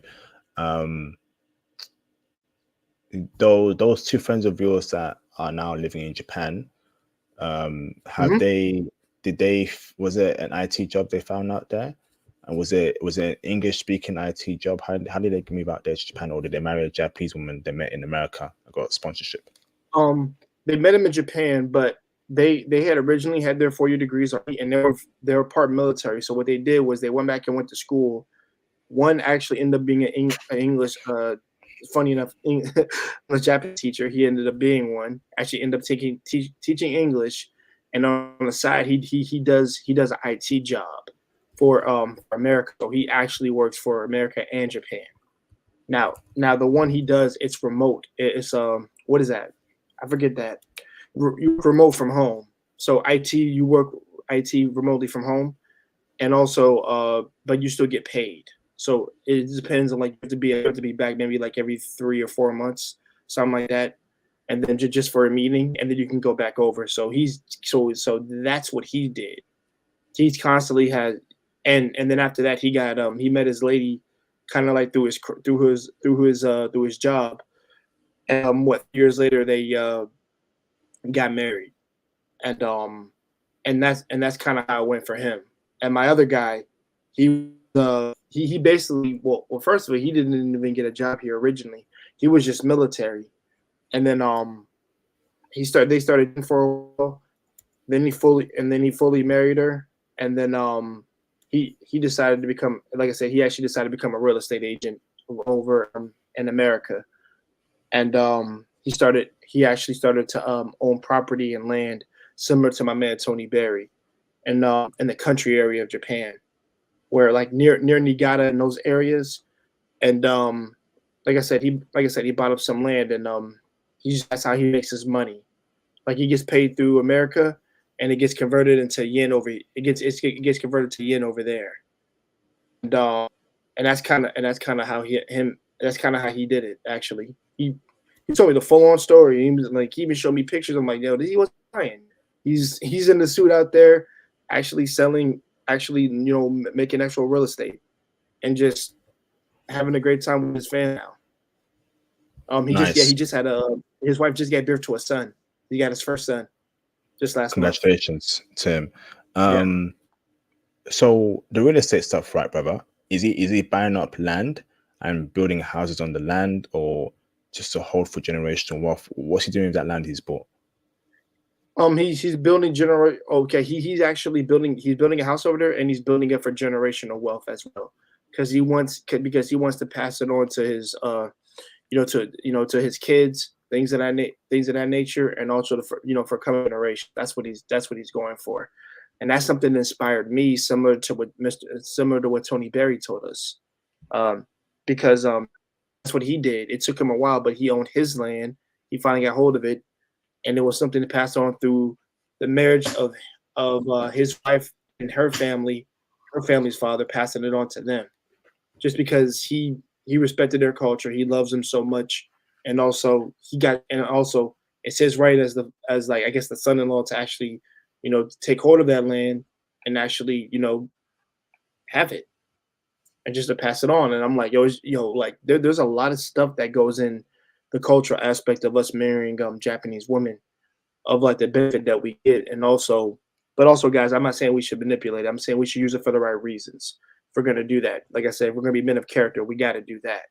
And the benefits are freaking crazy for me. Like I said, I've never heard. First of all, I've never seen three black men actually smiling. what they have and looking at peace. They look like they're at peace right now. They don't look distressed. They don't look depraved. Like they've had their energy drained from them. They look like genuinely happy black men, and that's rare to see in our time of age that we're in right now. Amazing. And Mhm. oh yeah, by the way, Mr. Tony says he wants to see more of us brothers over there too. So of course, yeah, it's a shout out to you, me, and everybody who wants to go over there. Amazing. So let me ask this, brother, right? Where are both those wives from in Japan? What cities, if you know? Say it again, sir. I'm sorry. Your friends, right? Where are both their wives from? What cities? Oh, okay. So one of their wives is from Osaka. He met her in Osaka. He got himself a lovely lady. And the other cat, he met his girl in Yokohama. Fantastic. This is awesome. Mm-hmm. Hearing brothers buying land there, and that's what we should be doing, man. Buying land, thinking about generational wealth. This is why I'm hoping this crypto stuff pops off, man. We need that economic. We need that money. We need those resources from crypto to pivot into real estate. Real estate isn't cheap. Right. It's expensive, right? So how can you make money? You know, crypto. If you invest in the right crypto, put a couple stacks there, it could turn to $1 million. It could turn to 2 million, $500,000. Then you want to invest in real estate. I want that for every brother, man. I really do. I want that for every brother that has decided to invest in crypto. I want y'all to eat, man. I really do. No one is as genuine as IP, man. You know, I made it very clear. I want the best for brothers. That's why me and Theo teach IT, give you all these countries. We give you a network. Yeah, we need crypto to pop off, man. I'm putting a lot of time. I'm putting everything in crypto. Crypto when I eat my breakfast. Crypto when I go to the park. Crypto when I'm in the gym. When I'm sleeping, I'm thinking about crypto, man. Crypto is everything to me right now, brothers. Go on, bro. Yeah, and it's important that you I want to tell everybody on this chat too. Listen, it's important that you save up your money, and even listen, even if you have a console, whatever, don't bother. Like I said, you have bigger plans. If you have really important plans, you won't let that game stop you. Like I said, you could always play it like 5 years later. It's not a problem. Like I said, because the thing is important. If you're trying to build for something long term, save up for that. People are so amazed about how much I saved. I never even brag about how much I have. I don't have to because I put in the work. I've saved it, and also it's gotten me the good things now. And like I said, I'm still grinding. I'm still working. I'm still making time to make sure that like I have extra to do what I need to do. I took a trip to St. Louis just for business because I'm doing it because I'm doing a business on the side is what I'm doing. And went to a conference, met other people, networked, just so I can build more money, so I can have more time, more time, more things to do what I want to do, and also more traveling. That's the thing, because like I said, you think Japan? Because I actually just want to go to Japan, and that will be the end of it right there. Simple enough, but IP has convinced me there's other places that we should be checking out. Like I said, I would like to meet Sean David, freaking Vancouver, Canada. I'd like to go over there. Like that place seems really like when IP visited there, you had a great time, especially when you were in Germany too. Like you just seem to be having a great time, getting to know the culture, getting to know the areas, getting to know what type of food is over there, and also what you do to have fun over there. That's the main thing. You weren't vexed, you weren't irritated, you seemed happy. And that's something that everybody here who's watching the channel could take into appreciation of what this man is doing. Like he's literally not BSing you. He's giving you everything that you need to see in order to get there. Yes, it's just indeed. a matter of your hard work. It's just a matter of your hard work getting there. I don't want to cut you off, brother, but that hard work is important. It's draining, but you'll need to do it. Yes, indeed. Filipino Thoughts, call in. We need to get you on the channel, Filipino Thoughts. We need to get you on the channel, Filipino Thoughts. We have a lady here from the Philippines. She seems pleasant. I definitely want to interview her on the channel in regards to Filipino woman, her thoughts on passport bros movement. Been to Misawa, Japan every time. My hubby and I go, her hobby, go to parties. Most Japanese I see with black guys. Japanese ladies like black guys, and I heard 2 Japanese fight for 1 black guy too. Let's get a cracking out. Japan, it appears right. It appears Japan it could be our Mecca. And when I say Mecca, right, I'm referring to the equivalent of what we see in Saudi Arabia. So the Mecca in Saudi Arabia is a very special place for Muslims all around the world. Muslims all around the world congregate, right? They all congregate to Mecca. So we need a home base, right? Woman, Right. economics, IT, buying land, owning land, great weather, great food. Japan could be our Mecca. Imagine having conferences in Japan every 6 months, right? Oh, Every that'd be 6 crazy. I months. would love that actually. And that'd be a Them would, conference I would love to go with you guys, honestly, because like I said, I'm not a big guy on meetings and stuff like that. But if it's to meet with IP, Barry, I'd love to do that. I would love to do that. them And would, the things that we can discuss to build our wealth up and things like that would be amazing. Dems would put Shepard Trace on timeout, please, bro. Dems would put him on timeout, bro. Germany is the best country in the Western Europe, brothers. I saw his comment. So I haven't been to you Germany know, yet. this is what I'm saying, man. Like, we having a conference in Japan every 6 months, once a year. When crypto pops off, man, trust me, man, you're gonna see a lot of activity from IP. I'm hoping, fingers crossed, man. I'm hoping that crypto pops off. You know, and then we just start building, man, as brothers, buying land, networking, building a new community. And it starts from then we can start influencing politics. Who are these passport bros with this wealth? Then we can start lobbying. We can do what a special group of people do. And I'm not gonna say no names. I will not say any names, but I want us to emulate a particular group of people. You may know what I'm talking about, but I will not say any names. Okay? I Yeah, I know want what you mean. passport bros to emulate this particular group of people. I want us to do what they do. Influence, dominate, cultivate, have wealth, have influence. Brothers, I think every day, man. I think every day, how can we better ourselves? How can I get power for the passport bros? I, I, I personally hate being powerless. I hate being powerless, man. Being powerless is the worst thing you can be in on this earth. This earth, despite all they say about equity, equality, that don't exist, man. It's all about power. So I ain't gonna be here. I will never be food. I ain't gonna be food for no one, man. I'm gonna be the wolf. Y'all gonna be the food. I'm gonna be the wolf. We as passport bros, we gonna be that wolf, man. We need that power, bruv. That's why I'm going 100. Now I'm not a financial advisor. I can only speak on myself, right? I'm going all in on crypto. I'm going all in, bruv. All in on crypto. Crypto when I eat breakfast. Crypto when I eat rice. Crypto when I'm in the gym. Crypto when I brush my teeth. Crypto when when I sleep.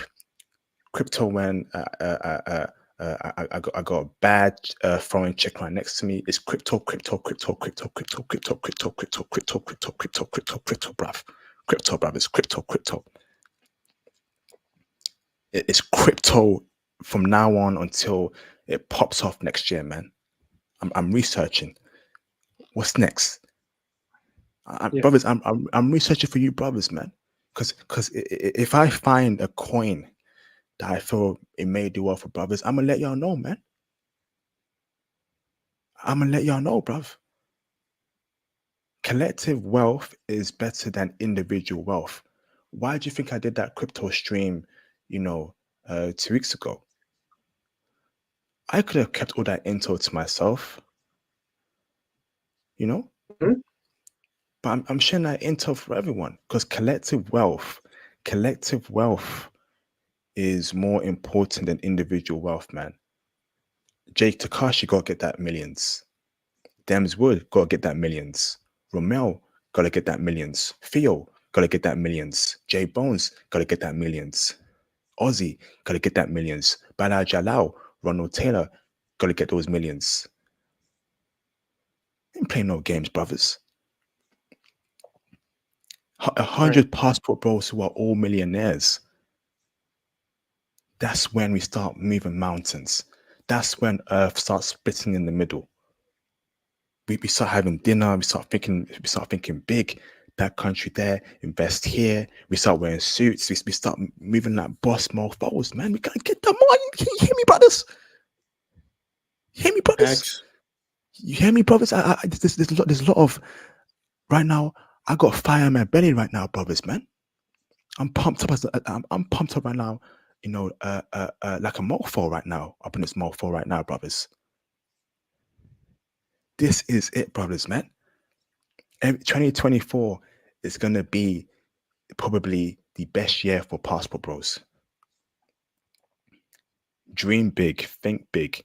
Don't limit yourself to your job. You are not your job. Your job is Right. to control you. Don't let anyone control you. Think big. Conquer. Dominate. The Bitcoin halving is next year in April or May. Now's the time to accumulate some crypto. Yeah. Definitely. We got it. You need to build We up. got it there, Attain brothers, that man. wealth. We got it. Come on, bro. Oh no, no, I don't want to cut you off, brother. I was going to add to what you're saying. I'm saying, like I said, make sure you save and attain that wealth, man. Just keep building it up, building it up. Like I said, that's what matters. Like I said, otherwise you can, like I said, you can go to all these places that you want to go to. Heck, man, even Romania and Luxembourg if you want.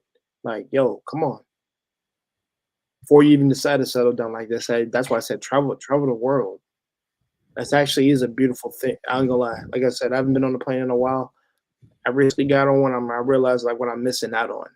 So I needed that reminder, and I'm like, it was a reminder of what I'm working for. So I'm just like, please, hey man, what IP is giving you that crypto stream, rewatch it over again if you need to, and not even that, save up what you got to save up. And like I said, he wants, like I said, if he, like I said, the man really wants you to get W's. Want more of our others getting W's, winning, and being in better positions than the others. That's what Tony wants for us. He's preached it so many times. So yes, Yes. so yes, please do that. Yes, indeed, bro. Yes, indeed, man. Um, Crypto is a way to build to build wealth quickly. Mm-hmm. Instead of having to wait super long. Mm. I ain't waiting 5 years. I'm not waiting 10 years for a bunch of stocks to pop off. 10 years for stocks, man. F that ish right there, bro. I want it now, bruv. I want it next year, bruv. I want it next month, bruv. The F you mean, you know, we gotta wait 10 years for stocks to pop off, man. 20 years. Man, get out of here, with that man. That's too long. We passport bros up on this mofo right here, man. We got ish to do, man. Real estate, finding foreign women, traveling all around the world, building networks, man. I ain't playing no games up in this mofo, brothers. I need more. No more games, man.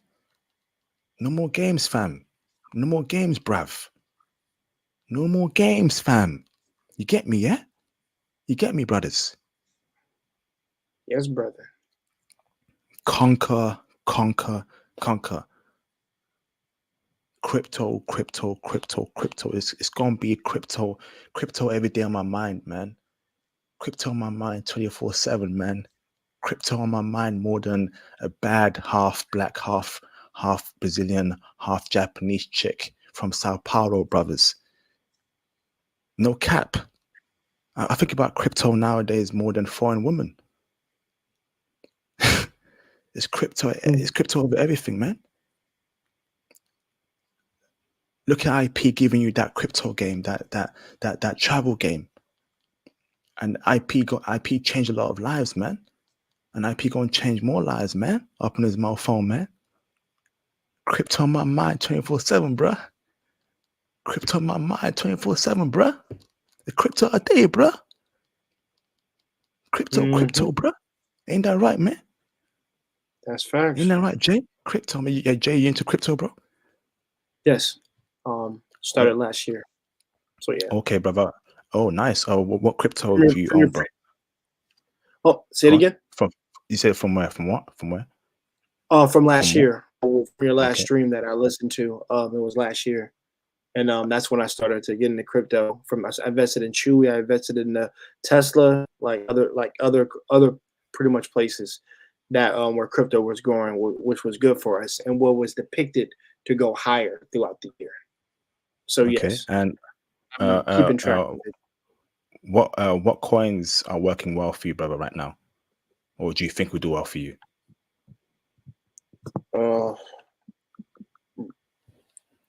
A bit. Well, actually, I've been using. You said what coins? Yes. Bitcoin's been working for me. Did I mute myself? I'm sorry, I clicked the wrong button. But yeah, because I have it all here. Normally, always have it on app.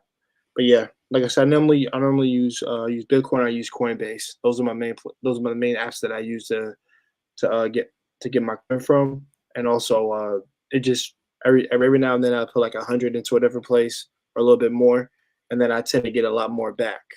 The more it goes up. So I'm using those two through my quote unquote bank account, but I'll stop right there. But that's been helping so far.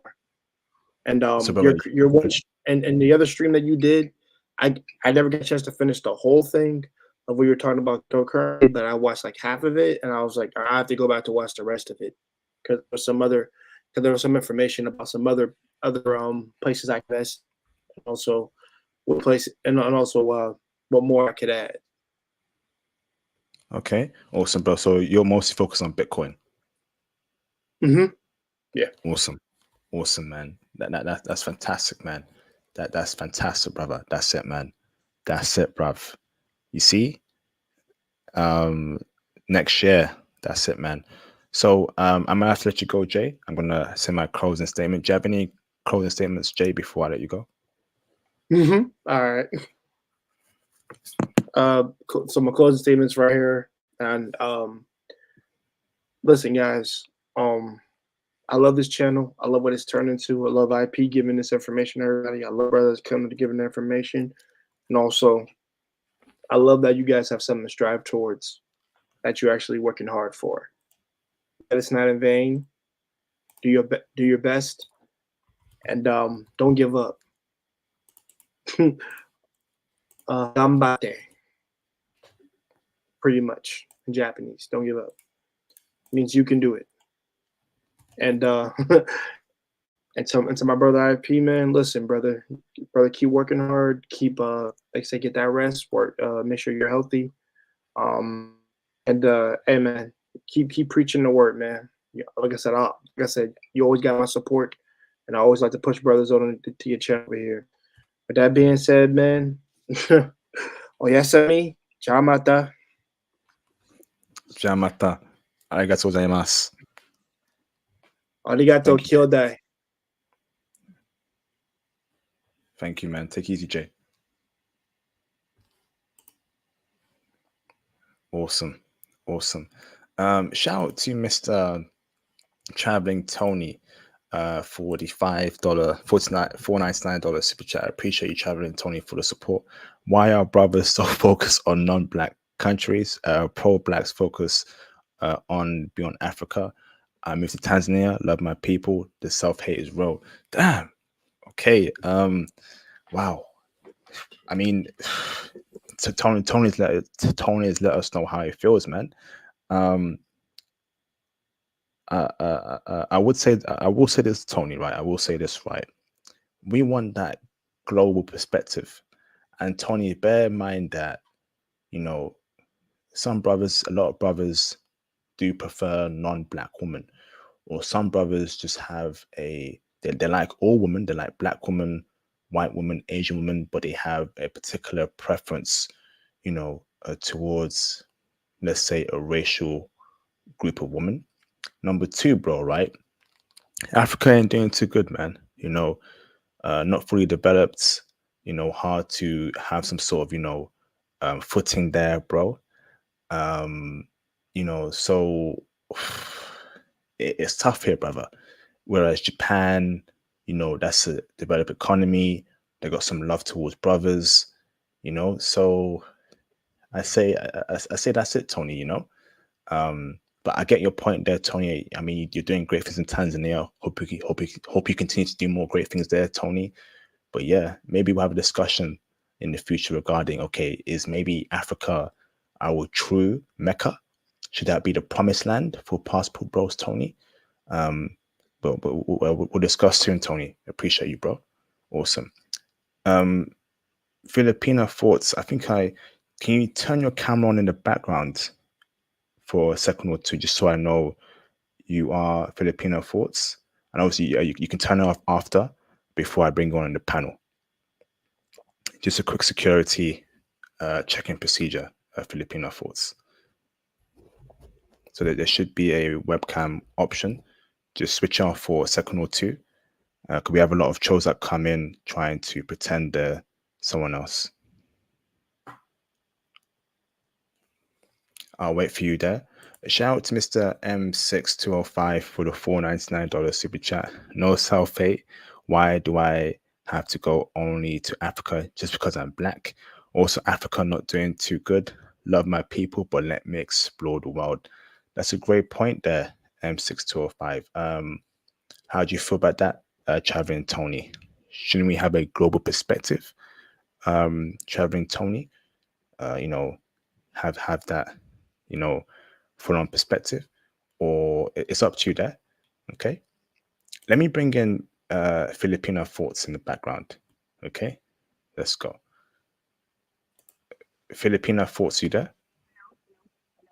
Hello. Can you? Your audio's a bit low. I can't hear you. It's very low.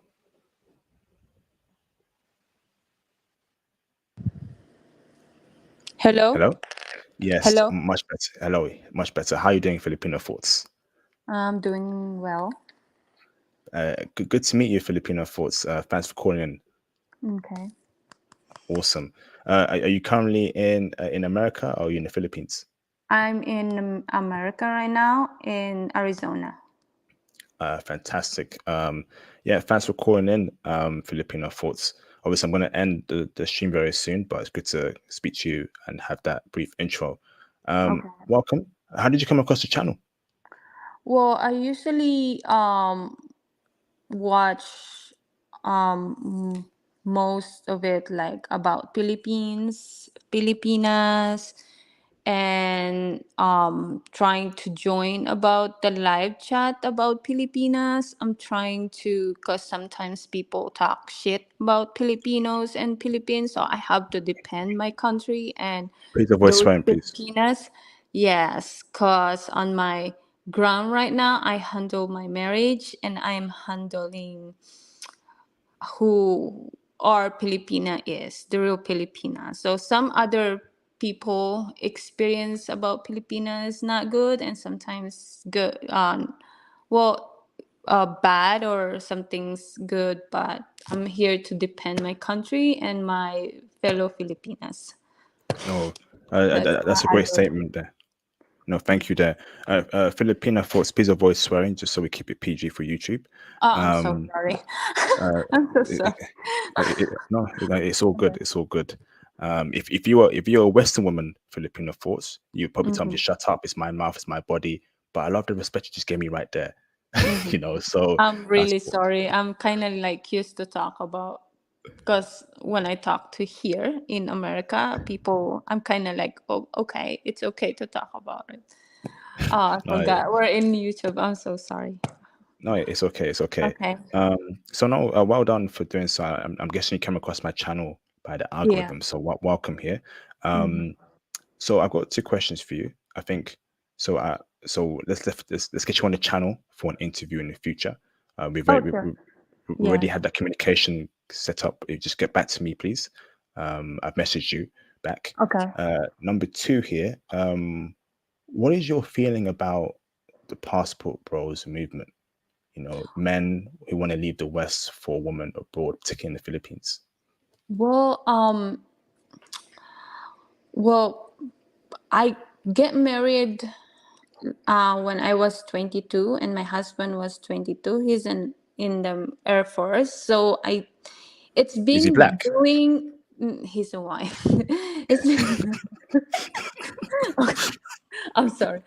So I think the passport bros been doing for like long time ago. It's just pop up now because it's the what's going on in here in Western. So, and everything is social media, so everything can easily detect what's going on in here in outside the country in the Western. So now they see what's going on really, I Awesome. think. Okay. And last question here. You mentioned in the live stream chat that you went to a party or place and you saw a Japanese woman Yes. fight over one black man, and you saw a Japanese woman with black men. Do you Yeah, want to it was explain those two situations for us? well, every weekend me and my husband we go out because after duty, and I'll go out to we're in a station in Misawa, Japan. So outside the base there's a lot of bars and something to hang out. So I have few Japanese coworker as well, and they like black. We actually talk about it. Some of Japanese singles that I know when I work in on base that they like they more like black guys than other like than the white guys. So okay, that's good for you. That's good. So they I seen them outside the bar. That lady was yelling because I think I'm not sure because they talk Japanese, and then the guy just confused. His face is so confused. So we like I think we guess that because they fighting about the black guy. That's what we think, and then we just left because it's dramas over what's going on in here. That's what we thought.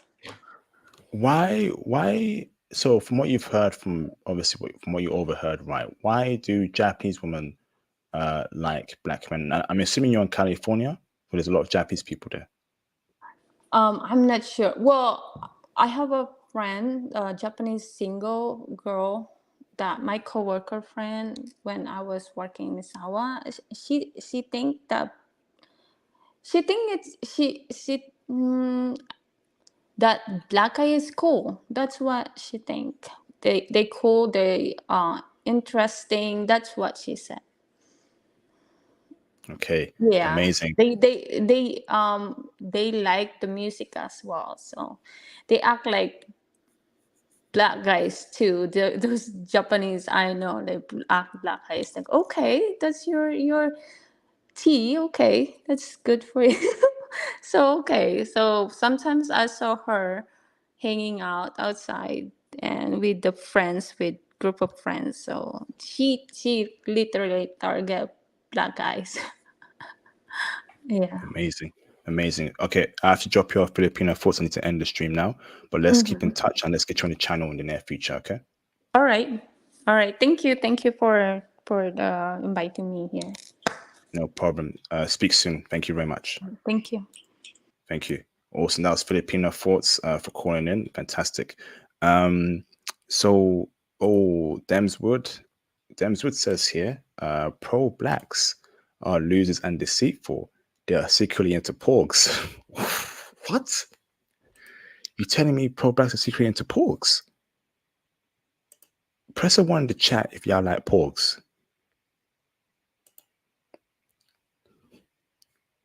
Yeah, y'all like porgs?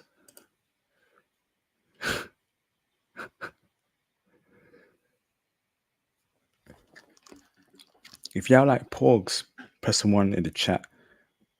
I'll tell you what I like. Pogs. And that stands for fat, beep, Asian girls. P-A-A-G. P-A-A-G. Pogs. Forget porgs. I need me a pog. I need me a pog. Oh, I need me a P-A-L-G, right? Fat, beep, Latina girl. Or I need me a P-A-B-G.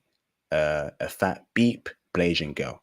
Forget porgs, man. Porgs are back in 2005, bruv. We in 2023. We need pogs, man. I need me a slim, thick pog, right? Half Brazilian, half Asian, half Japanese. I need me an Afro Latina mixed with a East Asian Japanese mix. Oh, get me some pogs, man. L. Owens. Chat. Press a 2 in the chat if you want you a pog, man. And Mr. L. Owens, I'm gonna need you, brother, to send me a DM on IG. We got to do an interview on what's it called? Taiwan and Hong Kong. Okay, so I'm gonna end the stream in a minute. Where's everyone calling in from? Okay.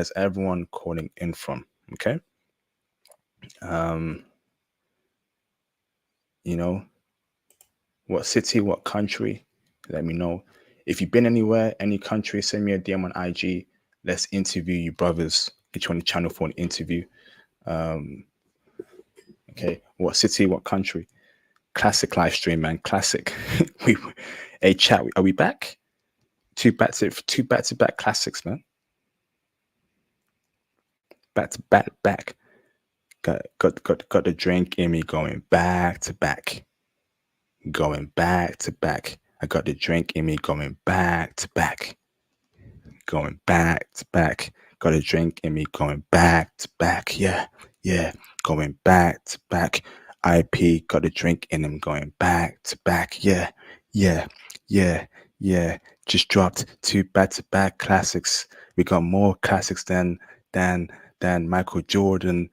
6 feet from Chicago Bulls. Got the Air Force Nikes on my check right now. Got the blue suede and got the gold watch. And we passport bros. We in Japan, South Korea. God, the flow so sweet. The flow so nice. It feels like water. Yeah. I'm just playing, brothers, man. All right, man. So last 3 minutes, I'm gonna end the stream. Been a classic, chat. Been a classic, man. Been a classic. Classic. Shout out to Mr. Yu-Gi-Oh! Master Yu-Gi-Oh! Yu-Gi-Oh! Moto. Yeah, remember that? Yeah, remember that, brothers? The Yu-Gi-Oh! Theme track. Yu-Gi-Oh! Moto. It's time to duel. It's time to duel. Y'all remember that, brothers? Shout out to Yu-Gi-Oh! Master for the $5 super chat. Hey, IP, legendary live stream. I'm not much of a fan of dating BWs. Okay, and that's your preference, bro. I need either an Asian or an Asian white woman. Just a fun fact about me. You want you a half white, half Asian chick? Ooh, let's get cracking then. Let's get cracking, man. Amazing. Shout out to Yu-Gi-Oh! Master. You are entitled to your own preference, bro. You ain't got to be pro-black. You ain't got to be pro-BW. If you want you an Asian woman or a half white, half Asian woman, that is your preference, bro. Salute you, brother. Salute. Awesome. So we got brothers in Vietnam. Yo, Tag Zone. Send me a DM on IG, bro. What's going on, bruv? Let me know what's going on in Vietnam, bro. Send me a gem, bro. We got a brother in Hai Phong, Vietnam. Okay, let's get it cracking then. Come on, man. We got a brother in Tacoma, Washington. Shout out to Washington. We got a brother in California. New Money Marcus. New Money Marcus, send me a DM on IG too. I think you're a crypto brother, so let's connect. Let's exchange intel and let's get the intel out to brothers, man. We got a brother out in South Carolina. Awesome, man. The sweet South, the sweet Southern hospitality. Absolutely, man. And give me some of that, biscuits and that, you know, um, Chipotle and that, Popeye's chicken. Give me that, man. Give me that, bruv. Yeah, man. Give me that right there, man. That shit right there, man. That shit right there. We got a brother in. We got a brother in. Where y'all calling in from, man? Where y'all listening in from? We got a brother in Greenwood Village, Colorado. Fantastic. Fantastic, man. We got 100 people here. There should be a lot more people saying, yeah, I'm in here.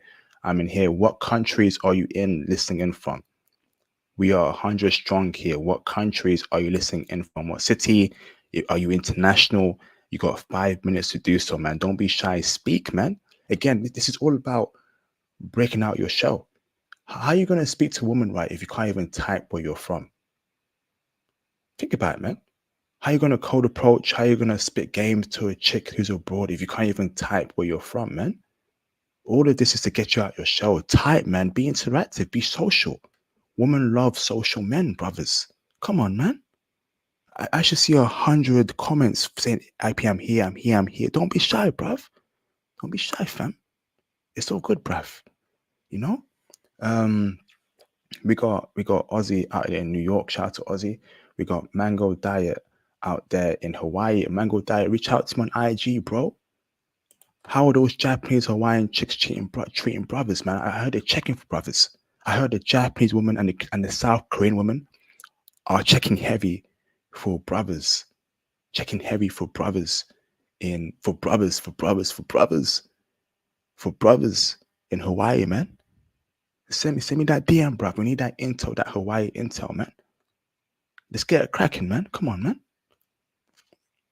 Yeah, of course you're running through them Asians, man. Shout out to who else is here? We got a brother out here in New York City, man. The sweet city of dreams, man. The city of dreams. That's what's up, man. Brooklyn, stand up. Marcy stand up. Flatbush, stand up. Yafwa, I didn't know about NYC. I know a lot more about NYC that you have, man. Let's get it cracking, man. New Orleans, yep. New Orleans, man. We've out here in New Orleans, man. Absolutely, man. I mess with New Orleans people. Good people, man. Shout out to Florida. Yep, Florida. Yep. Shout out to Florida. Great country, great state. Beautiful Southern California. I heard Southern California is a spot to be as a brother. So let me spit some game for you right now, okay? Let me spit some game, and if you want me to go on for another 10 minutes, send super chats. We got over 100 people. How do we only have 7 super chats, right? Only 7 super chats for tonight, and we average 150 people. Y'all gotta support more, man. Y'all gotta support more. Flipping heck, man. Support IP. Southern California. So if you're still in the West, okay, if you somehow love the West and you want to have a great date in life or decent, you want to be in Seattle, you want to be in Seattle as a brother, you want to be in Oregon as a brother, and you want to be in San Diego as a brother. IP giving you some golden intel here. I heard a woman in San Diego, and I believe San Diego is in Southern California, if I'm not mistaken. They check in heavy for brothers in San Diego. All races, Asian, white, Latina, they check heavy for brothers in San Diego. I have been given first-hand intel. San Diego, they love brothers there. Can anyone in the live stream chat verify that for me as well? Seattle, they love brothers there too. Oregon, they love brothers out there too. Okay? That's if you want to be in the West and have a decent day in life, but I still tell you to get your passport and travel and meet foreign women. We got Dems Wood from London. Shout out to Dems Wood. Herman Irish in London. Shout out to Herman Irish. Upstate New York, Kevin Jones, appreciate you, bro. Tsunami Days. We got Polynesian women look for brothers, but they fat. Unfortunate. You can get Japanese nobodies in Japan. Yes, indeed. There's plenty of half white, half Japanese women in Japan, and they're checking too. They're checking. Let's see. Yep, I told you. What did I tell you? San Diego. I told you, bruv. San Diego.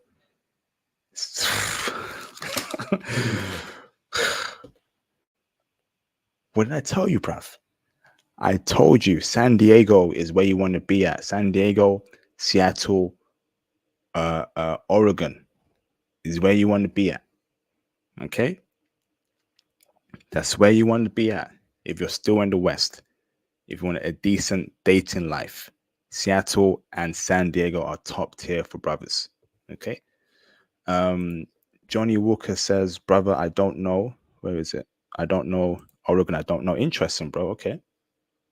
Portland is okay. I think it's Portland. Sorry. I think, isn't Oregon a state and Portland is in Oregon? Or is Portland a state and Oregon is in Portland? I don't even know, but it's one of those places where they do check for brothers in the West. Okay. You know, look at that, bruv.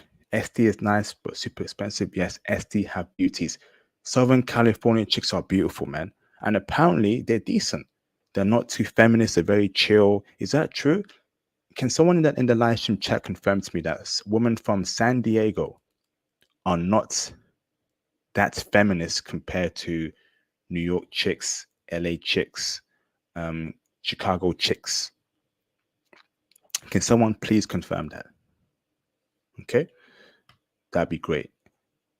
Let's see. We got Fort Worth, Texas. Shout out to our Texas brothers. That's awesome. Been to 40 countries. Yo, American football abroad. Send me a DM on IG, bro. There are many countries, right? So on this channel, I'm trying to do every country for brothers. Okay.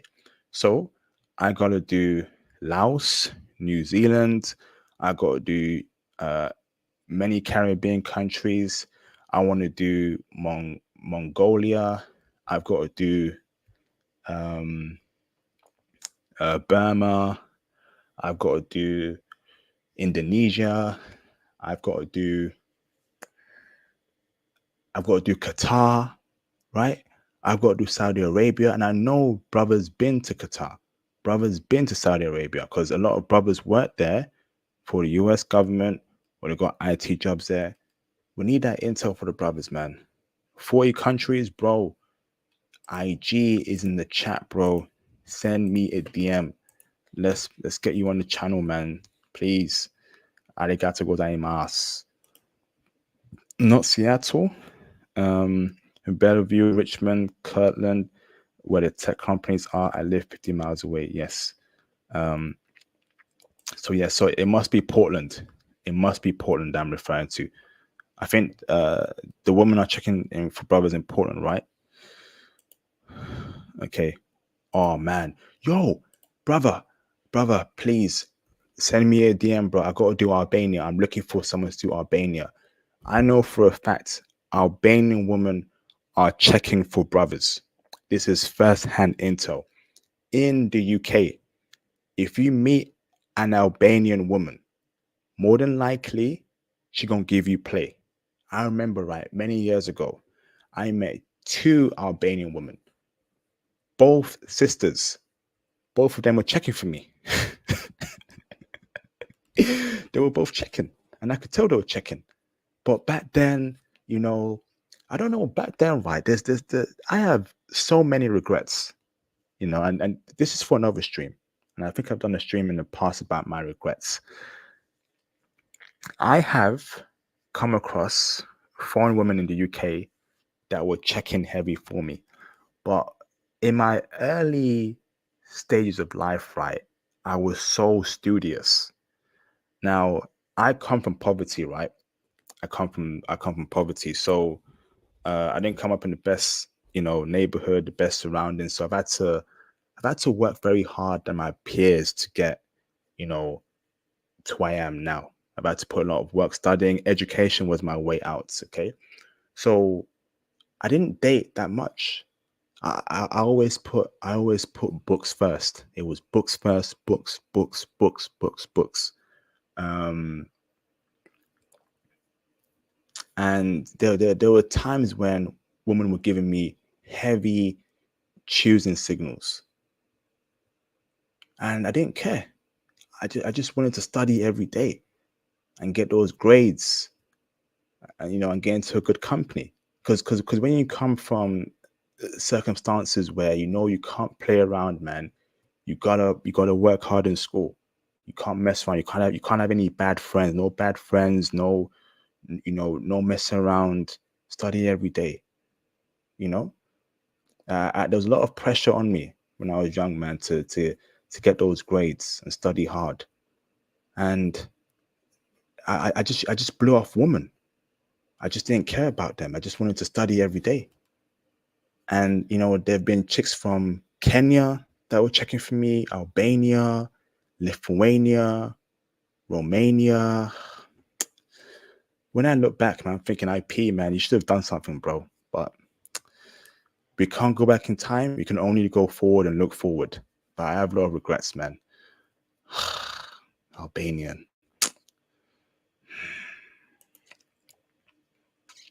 I would put Seattle way above Portland. I agree, brother. I agree. I agree. I definitely agree with that, bro.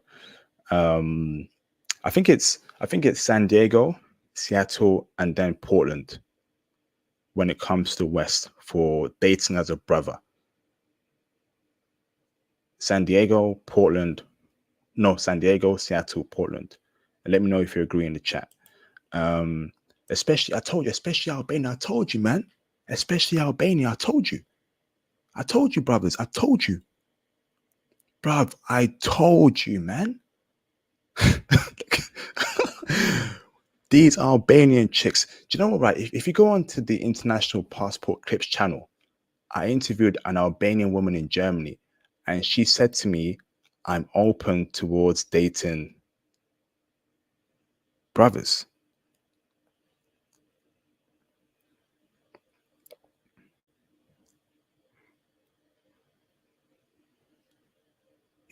She said that. I'm open towards dating brothers.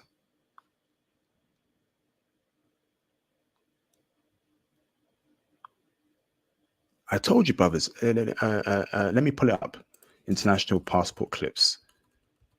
No, sorry, it wasn't this one. No, let me get the video up. Sorry. Sugar, Germany. She was from Albania. She was from Albania. Where is that? Where's that video? Oh man. Where is it? Where is it? Where is it? Where is it? Where is it?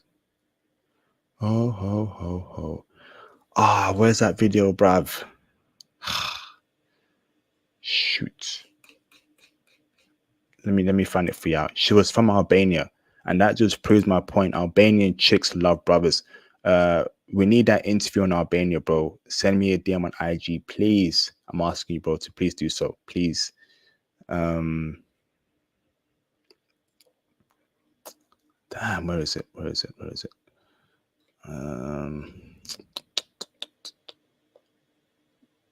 Flipping heck.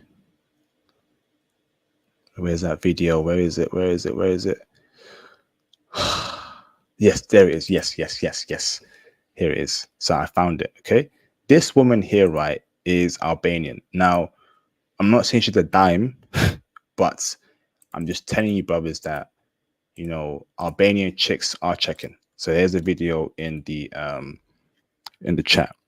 So Southern California has a lot of American football abroad. Please send me a DM on Instagram. I'm asking you, bro. We gotta do an interview on Albania. Please, bro. I'm asking you for the brothers. The brothers need that. Okay, this is between World War III and World War 3.5 happening. Okay. Southern California has a lot of conservatives. Okay, the most conservative area in California. That's great, bro. I want me a conservative chick, and if my chick supports Donald Trump, I don't care, bruv. I'll keep it stack. If my chick watches Candace Owens every day, I don't care, bruv. She can be a huge Candace Owens fan. I don't care, bruv. I don't care. Give me a conservative chick over a liberal chick that dyes her hair blue, that has piercings all over her face. But bear in mind that there are some Japanese chicks that do dye their hair. That's part of the whole anime culture, so I'll let that slide, right? But if you got piercings in your nose, like a goddamn cattle, if you got tattoos everywhere, if you believe in all these different liberal ideologies, all this rainbow stuff, nah, I don't want liberalism in my life. I need me a conservative, God-fearing, Bible-thumping chick. Okay, I need me that, brothers. So it is what it is, man. Yes, Japanese like black guys. Swear to God. Let's go. Let's go. Let's go. Chat. Chat.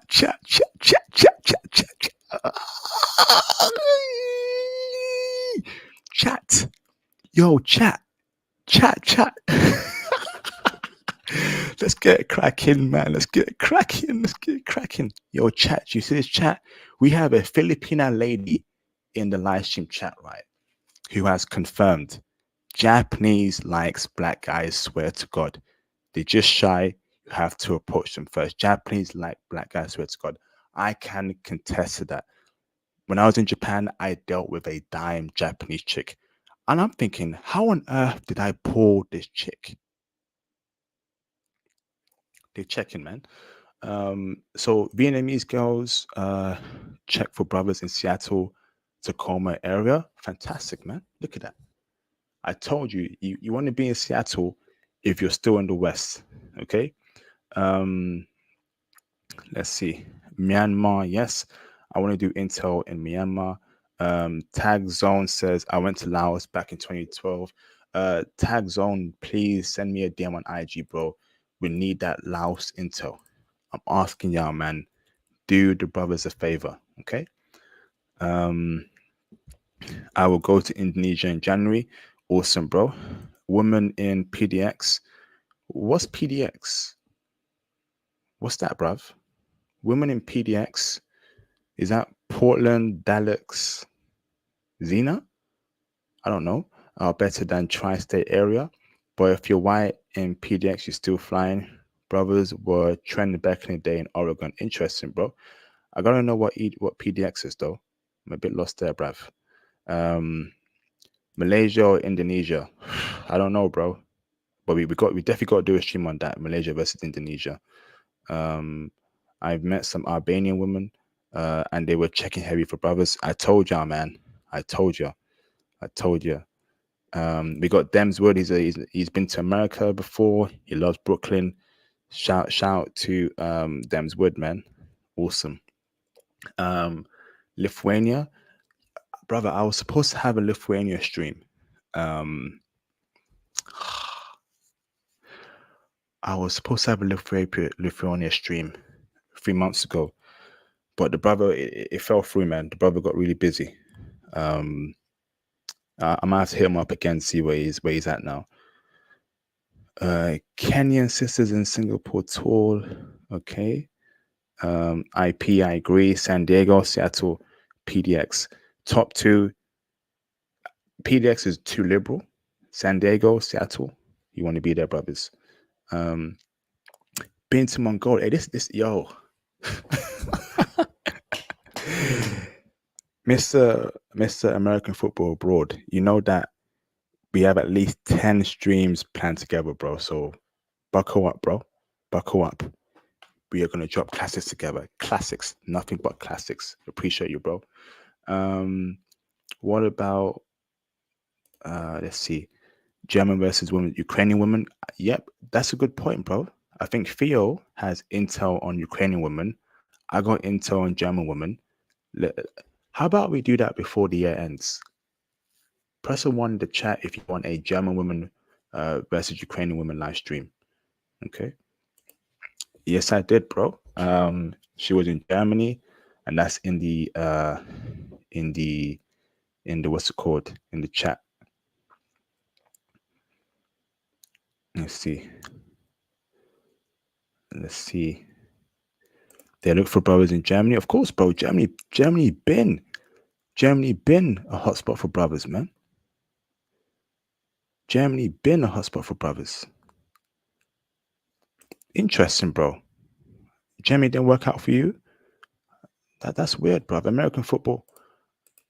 DMs, IG is here, bro. I'm a bit surprised that didn't work out for you, bro. I gotta sleep soon, very soon, brothers. So last 5 minutes, hit the super chats, man. Show me some love, man. 3 hours, 30 minutes. You know, show some love, man. Hit the super chats. Donate. Show me some love. Show me some love, man. Please. Romania not checking. Interesting. Romania. They love brothers in the UK, Romanian women. They weren't checking for you in Romania? What? Bruv.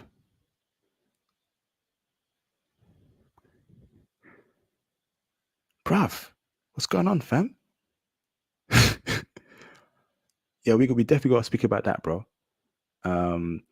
Never visit Bay Area. Fat, feminist, blue hair, septum ring, hairy armpits, bigots too. Ugh, disgusting, man. Disgusting. Been with a few Japanese chicks and married to one for 16 years. And they're the most supportive chicks I've ever been with. We need that intel, bro. Send me a DM on IG as well. Intellectual novice, okay? That'd be great. PDX is Poland. Thank you, bro, for clarifying that. Indonesia is expensive. That's interesting. Huh. Why so? Phoenix. Are you from Phoenix? Or you telling me Phoenix women love brothers? Bear in mind, Arizona State University, brothers running through porgs. I met an American brother like 8 years ago who was telling me his adventures at Arizona State University. If you're dating a porg, if you're dating a white chick that has been to ASU, more than likely she's been run through. Don't wife her up. Okay. Yeah, bro, it fell through, man. It fell through. He got really busy. He's got a really weird schedule. Only date foreign now. I'm hopping on the plane nowadays. Yep. Johnny Walker will tell you IP set him up good to be able to work anywhere around the world. Okay? Let him know, Johnny. Met a German chick in Colombia checking heavy. That reminds me, right? If you go on my Patreon, okay? If you're not on my Patreon, you're losing out, man. There's a explicit X-rated talk on Colombian women, and the brother met a German chick, and he had a wild night with her in the bedroom. It was a crazy story, brothers. German chicks in Colombia are disgusting freaks. They are freaks, bruv. Kevin Jones, Estonia twice. I can confirm that. Estonian women are checking. Kevin Jones, send me a DM on IG, brother. Let's do an Estonia stream. Central European chicks are definitely checking for brothers.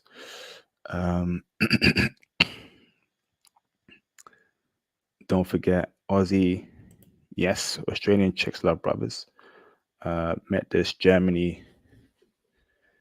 I'm going to be here all night. It's 5 a.m. over here in the UK. I need to sleep. Met this Turkish chick in Germany. Definitely worth a dime. Yes, indeed.